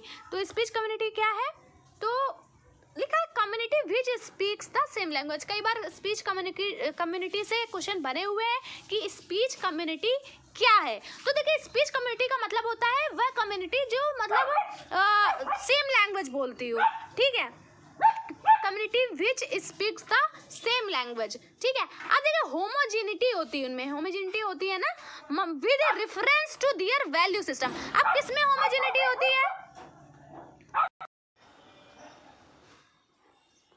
ना, तो होमोजेनिटी होती है। अब आपको ऐसे कंफ्यूज करेगा कि होमोजेनिटी किस में होती है, तो आपको ध्यान रखना है उनके जो भी वैल्यू सिस्टम है उनमें होमोजेनिटी होगी। भाई देखिए किसी भी चीज़ के अगर वैल्यू सिस्टम में होमोजेनिटी है तो साफ सीधी बात कि वो कैसी सेम लैंग्वेज स्पीच कर रहे होंगे, है ना। जैसे जो बंगाली, मैं बात करूँ बंगाली जो ट्रेडिशन है ना, वो उस ट्रेडिशन के जो भी लोग होंगे, उन वैल्यूज़ को जो भी लोग मानते होंगे, है ना, वो क्या करेंगे, वो पक्का सेम लैंग्वेज बोल रहे होंगे। जैसे कि आप इधर ही उत्तर प्रदेश की बात कर लीजिए, आप यहाँ के लोग जैसे कोई कहीं भी एक जगह जो भी त्यौहार मनाया जा रहा है, तो ज़रूरी ये बात है कि अगर उनकी जो भी वैल्यू सिस्टम है, जो भी वो है, तो उनकी जो लैंग्वेज है वो भी मैच कर रही होगी आपस में। तो मतलब वही है community which speaks the same language, इसको स्पीच कम्युनिटी बोलते हैं, और उनमें होमोजेनिटी होती है with reference to their value system. आपको ये ध्यान रखना है, आपको ऐसे कंफ्यूज किया जाएगा, बहुत सारे ऑप्शन ऐसे मिलेंगे जो कंफ्यूजन वाले होंगे, लेकिन आपको ये बातें ध्यान में रख के चलनी है, ठीक है। आगे हम लोग बात करते हैं सिमेंटिक स्लैंटिंग क्या है, ऐसे क्वेश्चन बना हुआ है, ठीक है। तो किसी भी चीज को अपने फायदे के लिए सिर्फ पॉजिटिव पॉइंट को शो करना, जैसे जैसे एक क्वेश्चन, इसी का एग्जांपल जो है वो यही क्वेश्चन आया हुआ है। जैसे एक कंपनी है, वो क्या कर रही है, वो स्नैक्स बेच रही है और स्नैक्स में लिखा है 75% फैट फ्री। 75% फैट फ्री तो उसने लिखा किसकी जगह, जबकि ये नहीं लिखा कि जो 25% है वो फैट है। भाई उसने 75% फैट फ्री लिखा, लेकिन इसका मतलब ये भी तो है कि जो क्या है कि 25% फैट है उसमें, ठीक है। ये उसने नहीं लिखा, इसलिए नहीं लिखा क्योंकि प्यूपिल उसको कैसे पॉजिटिवली व्यू करें। तो ये एक मतलब चीज़ों को पॉजिटिव दिखाने का मतलब अपने फायदे के लिए बस चीज़ों को पॉजिटिव दिखा दिया, वही होता है सिमेंटिक स्लैंटिंग। Semantic slanting. तो आई होप आपको मेरी बातें बहुत अच्छे समझ में आ रही होंगी। आगे देखते हैं हम लोग मेंटल ब्लॉक क्या होते हैं। मेंटल ब्लॉक से आपको बहुत कंफ्यूजन हो सकती है। आप मेंटल ब्लॉक को कुछ भी समझ सकते हैं और आपको बहुत कंफ्यूजन देगा, लेकिन आप बस इस चीज़ को रट लीजिए कि मेंटल ब्लॉक का मतलब होता है lack of opportunity to use. मतलब आपको अपॉर्चुनिटी, अवसर नहीं मिल रहे हैं यूज करने के लिए, जो भी आपकी टारगेट लैंग्वेज है उसको यूज करने के लिए आपको अपॉर्चुनिटी नहीं मिल रही है, वही मेंटल ब्लॉक होता है, ठीक है। ये बात आपको ध्यान रखना है। रियलिया क्या है, ठीक है। रियलिया क्या है ये मैं आपको समझाती हूँ। तो ये रियलिया का मतलब होता है कोई भी रियल ऑब्जेक्ट या रियल लाइफ सिचुएशन, वही रियलिया होती है, ठीक है। ये आपको समझने की बहुत ज़रूरत है क्योंकि आपसे पूछ लिया जाएगा कि एक टीचर ये यूज कर रही है, रियलिया यूज कर रही है, अब इस सेंटेंस में बताइए रियलिया का क्या मतलब है, आया हुआ है। तो using real object actions and real life situation, वही हमारा रियलिया है। अब देखिए डेकोरम क्या है। डेकोरम इन स्पोकन लैंग्वेज कई बार पूछा गया, कई बार फ्रीक्वेंटली आस्क्ड क्वेश्चन है कि डेकोरम क्या है। तो डेकोरम का मतलब होता है एप्रोप्रिएट जेस्चर्स या गेस्चर्स, जो भी आप बोलते हैं वो यूज करना। मतलब एप्रोप्रिएट जेस्चर्स का मतलब कि उचित हाव भाव, वही होता है डेकोरम। मतलब जो भी आप कोई भी लैंग्वेज स्पीक कर रहे हैं, बोल रहे हैं, तो उसमें आपका जो हाव भाव है वही हमारा डेकोरम होता है। तो डेकोरम इन स्पोकन लैंग्वेज क्या है, किससे रिलेट करता है, एप्रोप्रिएट जेस्चर्स, ठीक है। चलिए नेक्स्ट हम लोग आते हैं लैंग्वेज अक्रॉस द करिकुलम। बहुत क्वेश्चन मैंने आपसे कहा है मैं कभी आपको फालतू चीज़ें नहीं पढ़ाऊंगी, जिनसे क्वेश्चन बने हुए हैं मैं वही कराऊंगी, आपकी अंडरस्टैंडिंग अच्छी करूंगी। तो लैंग्वेज अक्रॉस द करिकुलम का मतलब है, इसका मतलब कई सारे सब्जेक्ट पाठ्यचर्या में भाषा को कनेक्ट करके पढ़ाना, है ना। जैसे कई सारे सब्जेक्ट में कनेक्ट करके, ये क्वेश्चन कई बार आया हुआ कि भाई टीचर क्या है जो लेसन पढ़ा रही है, साइंस एंड सोशल साइंस पढ़ा रही है, जो भी लैंग्वेज की क्लास है उसमें साइंस और सोशल साइंस भी पढ़ा रही है, या आप ऐसे समझ सकते हैं सोशल साइंस या साइंस पढ़ा रही है उसमें लैंग्वेज को इंक्लूड कर रही है। तो ये जो अप्रोच है उसको क्या कहा जा सकता है, तो इस अप्रोच को हम लोग लैंग्वेज अक्रॉस द करिकुलम कहेंगे, है ना। कि लैंग्वेज अक्रॉस द करिकुलम मतलब पूरी पाठ्यचर्या में लैंग्वेज निहित है हमारी, है ना। मतलब आप उसको इंग्लिश, साइंस मैथ कुछ भी पढ़ा रहे हैं, आप जानते हैं कि भाषा का यूज उसमें ज़्यादा होता है, मैथ में थोड़ा कम होता है, लेकिन बाकी सब आप साइंस पढ़ा रहे हो, आप सोशल साइंस पढ़ा रहे हो, भाषा तो का तो प्रयोग कर रहे हो ना बच्चे की। तो वही मतलब ये सब सब्जेक्ट पढ़ाते हुए भाषा भी उसमें इंक्लूड है कहीं ना कहीं, यही होता है लैंग्वेज अक्रॉस द करिकुलम। देखिए when a teacher uses lesson in science and social science to teach a language, मतलब अब क्या कर रही जो टीचर है वो लैंग्वेज पढ़ाने के लिए जो साइंस और सोशल साइंस है उनके लेसन्स का यूज कर रही है। तो इससे क्या होगा, बच्चे देखो साइंस और सोशल साइंस तो सीखेंगे ही और साथ में लैंग्वेज भी सीखेंगे, इसको ही बोलते हैं लैंग्वेज अक्रॉस द करिकुलम। हो सकता है आपको जो नेक्स्ट आपका पेपर है उसमें आपको साइंस सोशल साइंस ना दिया हो, कुछ और टाइप से दिया हो, इसलिए आपको थिंकिंग अच्छी करनी है कि कई सारे सब्जेक्ट या भाषा को में जो भाषा है उसको कनेक्ट करके पढ़ाना, या भाषा में कई सारे सब्जेक्ट को कनेक्ट करके पढ़ाना, यही हमारा लैंग्वेज अक्रॉस द करिकुलम है। आपसे पूछा भी गया है LAC का फुल फॉर्म आपको बताना है, लैंग्वेज अक्रॉस द करिकुलम। ये वो वाला LAC नहीं, लाइन ऑफ एक्चुअल कंट्रोल है ना वो वाला नहीं है, ये कौन सा है, लैंग्वेज अक्रॉस द करिकुलम, आपसे पूछा गया है ये क्वेश्चन। चलिए नेक्स्ट हम लोग आते हैं, नेक्स्ट हमारा है फॉर्म ऑफ लिटरेचर, इससे भी क्वेश्चन पूछा गया है, फॉर्म ऑफ लिटरेचर या जेनरे ऑफ लिटरेचर। इसका मतलब क्या होता है?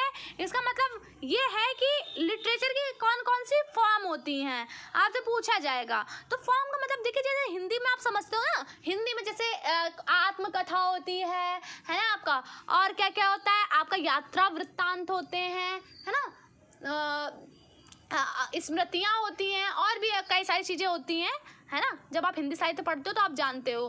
तो वही सब आपका क्या होता है, वही इसी को इंग्लिश में हम लोग form of literature, general of literature बोलते हैं। जैसे जैसे आपका ट्रेवलॉग मतलब यात्रा वृत्तांत हो गया, आपका एक्ट हो गया, है ना, एक्ट, प्ले, मेमोर, और पोइट्री, पोएम और बायोग्राफी, ये सब क्या है, ये सब लिटरेचर के फॉर्म्स हैं। तो आपसे पूछा जाएगा कि निम्न में से कौन सा एक लिटरेचर का फॉर्म है या नहीं है, तो आपको ध्यान रखना है। ये सब ऐसे ऐसे और भी आप कनेक्ट कर सकते हो। आपने जो भी हिंदी में फॉर्म पढ़े, आप थोड़ा सा कनेक्ट करने की कोशिश करिएगा। जब आपके सामने पेपर आए तो आप देखिएगा कि जो भी आपको वर्ड्स दिए गए हैं, क्या ये थोड़ा सा हिंदी में जो हम लोगों ने साहित्य के रूप पढ़े हैं, आप सबने पढ़े होंगे, 10th 12th में हिंदी पढ़ी होगी, तब पढ़ा होगा, तो आप उससे थोड़ा सा कनेक्ट करके सोचिएगा कि क्या मतलब उससे थोड़ा सा कनेक्ट हो रहा है कोई वर्ड। अगर हो रहा है जैसे ट्रेवलॉग, साफ साफ समझ में आ रहा है, ट्रैवल, तो आप थोड़ा सा हिंदी में सोचिए, आपको कुछ नहीं आता, आप थोड़ा सा हिंदी में सोचिए। ट्रैवल को क्या बोलते हैं? यात्रा। तो हाँ, आपको ध्यान आया, हाँ, यात्रा वृत्तांत होता है, तो वो ट्रैवलॉग होगा, है ना। तो यात्रा वृत्तांत तो लिटरेचर का फॉर्म है, तो ये सही हो जाएगा। अब आपको एक ऑप्शन ऐसे ही दिया होता है, डिक्शनरी। तो डिक्शनरी आपको हमेशा अब बताइए, आप खुद सोचिए, क्या आपने कभी लिटरेचर में डिक्शनरी को पढ़ा है कि डिक्शनरी कोई लिटरेचर का टाइप है? बिल्कुल नहीं भाई, ये तो शब्दावलियों का संग्रह है, तो ये लिटरेचर का टाइप थोड़ी ना है। तो आपको ये ध्यान रखना है, क्वेश्चन आपको कंफ्यूज कर सकता है, आया हुआ था तो मैंने इसको भी इसमें इंक्लूड कर लिया है। चलिए अब हम लोग बात करते हैं होमोफोन, होमोग्राफ एंड होमोनिम। बहुत कंफ्यूजिंग होते हैं, क्वेश्चन बनते हैं, इसलिए आपको ध्यान रखना है। देखिए होमोफोन, मैंने आपसे कहा है कि कभी भी फोन वर्ड आए तो उसको सीधे साउंड से रिलेट कर देना। होमो का मतलब होता है सेम, ठीक है, तो सेम साउंड मतलब सेम साउंड हो, जैसे 2 and 2 साउंड क्या है, सेम है बिल्कुल। होमोग्राफ का मतलब होता है same spelling but different meaning. अब ग्राफ का मतलब हमेशा आप समझ लीजिए कि किससे होता है, कभी भी ग्राफ का मतलब लिखने से संबंधित होता है एक तरीके से, है ना। तो लिखने से मतलब जो स्पेलिंग है वो तो सेम होंगे, लेकिन हो सकता है कि उनका प्रोनाउंसिएशन मतलब साउंड अलग भी हो सकता है, नहीं भी हो सकता है, और मीनिंग तो डिफरेंट होगी ही। जैसे हम ले बैट, और जैसे बैट हम लोग बल्ला को बोलते हैं, और बैट किसको बोलते हैं, चमगादड़ को। अब कुछ लोग तो इसको बैट बैट ही बोलेंगे, या हो सकता है कुछ इसको बैट और बैट बोले, है ना। तो ये हो सकता है कि उसमें साउंड में डिफरेंस हो, लेकिन मीनिंग इनकी बिल्कुल अलग होगी और स्पेलिंग बिल्कुल सेम होगी। अब होमोनिम से क्वेश्चन कई बार बना हुआ है। होमोनिम क्या होते हैं? उनमें सेम साउंड भी होता है, बिल्कुल सेम साउंड, सेम स्पेलिंग भी होती है, लेकिन मीनिंग डिफरेंट होती है। जैसे हम लोग बैंक, बैंक किसको बोलते हैं? बैंक ऑफ रिवर भी होता है ना, नदी का किनारा, और बैंक फाइनेंशियल जो इंस्टीट्यूशन है उसको भी बोलते हैं। तो ये होता है होमोनिम, आप इतना बस ध्यान रख लीजिए, इससे क्वेश्चन कई बार बना हुआ, same sound same spelling but different meaning. चलिए नेक्स्ट हम लोग आते हैं, according to article 343 of the constitution, Hindi क्या है? ऑफिशियल लैंग्वेज है, एंड इंग्लिश क्या है? एसोसिएट ऑफिशियल लैंग्वेज है। तो ये आपको ध्यान रखना है। वैसे आर्टिकल जो हमारी लैंग्वेज 1 है, इंग्लिश में जो लैंग्वेज 1 है उसमें पूछा गया था आर्टिकल, तो आपको ये बहुत ही बेसिक चीज़ें हैं, हो सकता है लैंग्वेज 2 में भी कभी ना कभी पूछ लिया जाए, तो आपको ये ध्यान रखना है कि आर्टिकल 343 जो है वो हमारा किसमें है, उसमें क्या है, जो हिंदी है वो ऑफिशियल लैंग्वेज कही गई है, और जबकि जो इंग्लिश है वो एसोसिएट ऑफिशियल लैंग्वेज कही गई है। अब देखिए क्वेश्चन मुझसे भी किसी ने कमेंट में पूछा था, और सीटेट में भी 2 बार ऐसा क्वेश्चन पूछा गया है कि बताइए इंग्लिश की जो प्लेस है वो इंडिया में क्या है। ठीक है, आपको एक बार पहले क्वेश्चन पूछा गया था, उसमें आपका ऑप्शन दिया हुआ था कि बताइए इंग्लिश क्या है। आपको ऑप्शन दिया था फर्स्ट लैंग्वेज, सेकंड लैंग्वेज, या फॉरेन लैंग्वेज, और एक और ऑप्शन था, तो उसमें सीटेट ने सेकंड लैंग्वेज सही किया था, है ना। या आपको कहीं भी एसोसिएट ऑफिशियल लैंग्वेज मिल जाए तो वो तो आपको सही करना ही है अगर ऑप्शन में मिल जाए, ठीक है। लेकिन अगली बार जब सीटेट ने पूछा तो पूछा according to NCF 2005 English in India, फिर आपको सेकंड लैंग्वेज का ऑप्शन ही उसने हटा दिया, है ना। अब मुझे थोड़ी सी कंफ्यूजन है, सेकंड लैंग्वेज का ऑप्शन था या एसोसिएट ऑफिशियल लैंग्वेज, पर मेन वही है जो मैं बता रही हूँ, सेकेंडरी लैंग्वेज था आई थिंक। तो जो सेकंड लैंग्वेज का मतलब या एसोसिएट ऑफिशियल लैंग्वेज का ऑप्शन उसमें से बिल्कुल भी हटा दिया।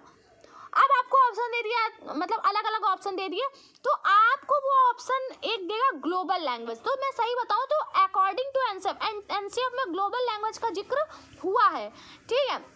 लेकिन आप ध्यान रखेंगे कि अगर मतलब जो ऑप्शन है, अगर ऑप्शन में आपको क्या क्या ग्लोबल लैंग्वेज अगर दिया हुआ है तो वही बिल्कुल सही आंसर होगा, क्योंकि जो अकॉर्डिंग टू एनसीएफ 2005 में सीटेट ने भी ये बात सही की हुई है, ग्लोबल लैंग्वेज कहा हुआ है और ये आंसर सही भी है, ठीक है। और मतलब आप ये मत सोचिएगा कि कहीं अगर ऐसा आ जाए ग्लोबल लैंग्वेज और एसोसिएट ऑफिशियल लैंग्वेज और सेकेंड लैंग्वेज सब एक साथ आ जाए, तो देखिए कोई बेवकूफ़ नहीं है, जो एग्जामिनर है वो बना रहा है वो बेवकूफ़ नहीं है, ठीक है। ऐसा नहीं करेगा आपके साथ। बस आपको इतना ध्यान रखना है कि इंग्लिश का जो प्लेस इंडिया में वो फर्स्ट लैंग्वेज की तरह नहीं है और ना ही फॉरेन लैंग्वेज। दो वर्ड्स आप ध्यान रख लीजिए, फर्स्ट लैंग्वेज नहीं है और ना ही ये फॉरेन लैंग्वेज है ना।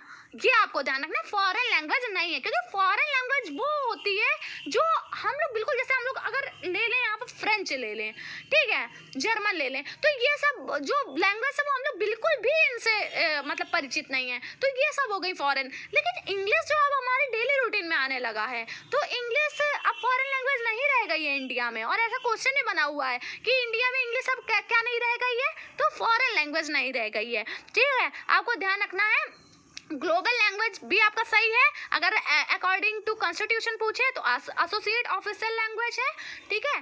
और आपको बिल्कुल भी इससे कंफ्यूज होने की जरूरत नहीं कि सेकंड लैंग्वेज वाला ऑप्शन अगर आपको कभी देगा तो आपको ग्लोबल लैंग्वेज वाला ऑप्शन नहीं देगा, आप टेंशन मत लीजिए, ठीक है। फॉरेन लैंग्वेज आपको नहीं करना है, ये आपको ध्यान रखना है। चलिए नेक्स्ट हम लोग आते हैं मल्टीलिंगुअलिज्म। तो देखिए मल्टीलिंगुअलिज्म हमेशा मैंने आपसे कहा है कि बहुभाषिता है। मल्टीलिंगुअलिज्म आपको एसेट के तरीके या सोर्स के तरीके लेके चलना है।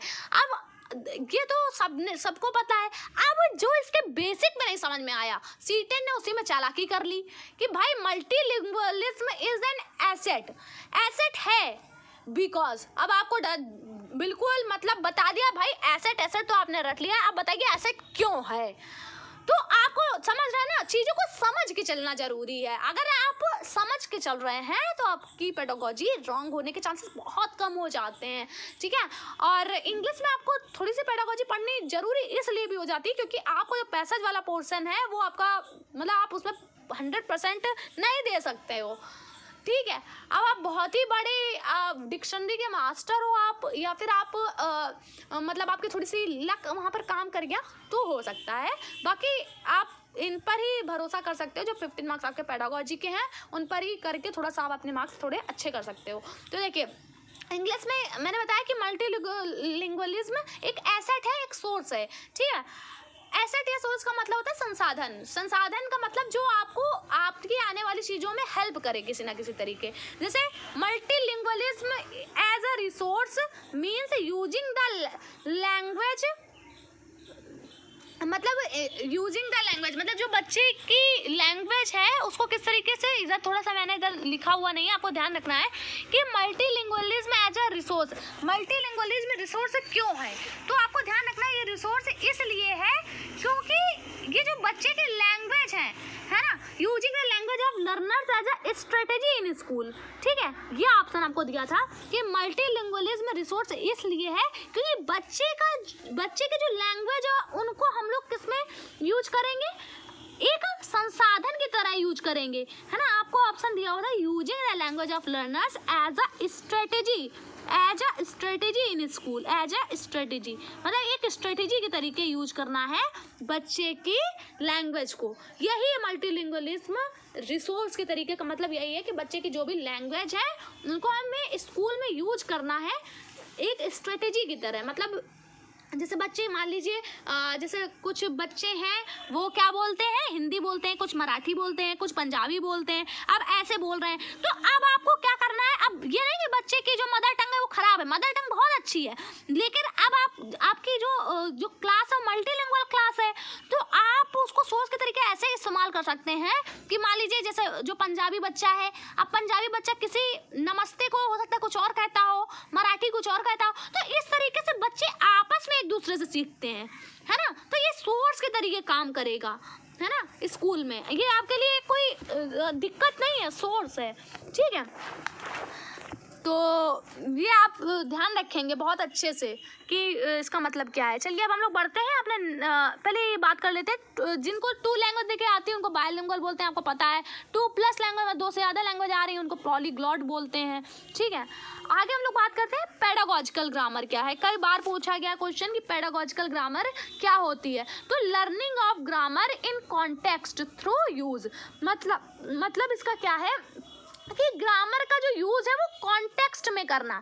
मैंने आपको जब हिंदी पढ़ाई थी तो मैंने कहा था आपको कभी भी ग्रामर के रूल्स नहीं रटाने, आपको संदर्भ में व्याकरण पढ़ानी है। बस वही चीज ये है कि learning of grammar in context through use. Context का मतलब होता है संदर्भ, है ना, संदर्भ में व्याकरण। मतलब आप बच्चे को यूज करके व्याकरण सिखा रहे हो, संदर्भ में सिखा रहे हो। जैसा कि मैंने आपको एग्जाम्पल दिया था, जैसे आप कोई लेसन पढ़ा रहे हो, अब उस लेसन में कोई नाउन वर्ड आया, है ना, तो आप तुरंत उससे बच्चे को बताओगे कि ये क्या है बच्चों, इस तरीके से जो होते हैं वो नाउन होते हैं। मतलब आप संदर्भ में व्याकरण पढ़ा रहे हो, मतलब आप लेसन के बीच बीच में संदर्भ में क्या कर रहे हो, व्याकरण के जो भी वर्ड्स आ रहे हैं उन्हें डिफाइन कर दे रहे हो, है ना। सुंदर आया या ब्यूटीफुल आया, आप बता रहे हो कि जब देखिए ब्यूटीफुल वर्ड है ना, ये देखिए किसी की विशेषता बता रहा है, इस चीज़ की विशेषता बता रहा है। ऐसे ही जो भी हमारे नाउन और प्रोनाउन की जो विशेषता बताते हैं वही हमारे एडजेक्टिव होते हैं। तो इस तरीके से आप समझा रहे हो, मतलब आपने अलग से कोई चैप्टर नहीं लिया एडजेक्टिव का, आप चैप्टर के मिडिल में पढ़ा रहे हो। मतलब संदर्भ में व्याकरण उसी को बोलते हैं और इसको ही पेडागॉजिकल ग्रामर भी बोलते हैं। तो आपको ये ध्यान रखना है।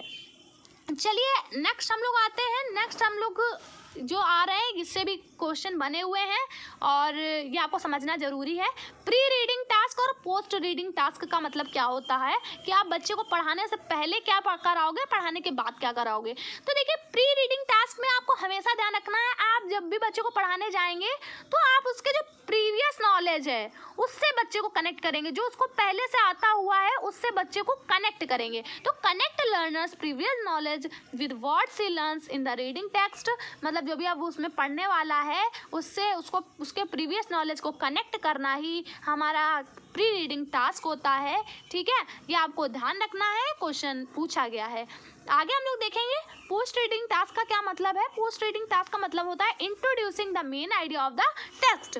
मतलब पोस्ट रीडिंग जब आपने पढ़ा लिया फिर आप क्या करेंगे, आप जो मेन आइडिया था, जो भी आपने पढ़ाया उसका मेन आइडिया, कंक्लूजन जिसको हम लोग बोलते हैं, समरी बोलते हैं, जो भी आप बोल सकते हैं, वो अगर आप बच्चे को बताते हैं मेन आइडिया किसका मतलब क्या था, ये आप कब बताएंगे, आप पोस्ट रीडिंग टास्क मतलब बाद में पढ़ाएंगे, जब पढ़ा लेंगे उसके बाद ये बताएंगे।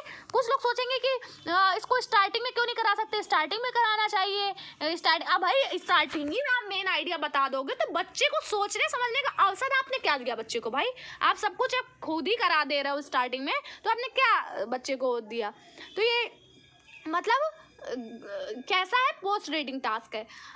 अब एक बात और ध्यान रखना है, आपको कई बार पूछा जाएगा लैंग्वेज कंपोनेंट से, कई बार क्वेश्चन बना हुआ है और मतलब सीटी में कई चीजें रिपीट करता है, तो कम से कम जो रिपीट करता है वो तो गलत ना हो आपसे। तो देखिए लैंग्वेज कंपोनेंट में आपको बहुत सारे देगा ऑप्शन कि स्पीच और जाने क्या क्या 3-4 ऑप्शन दिए हुए थे, मैंने देखा था, लेकिन हमेशा एक ऑप्शन कॉमन था, वो था साउंड। साउंड कभी भी लैंग्वेज का कंपोनेंट नहीं है, ये आपको ध्यान रखना है, ठीक है।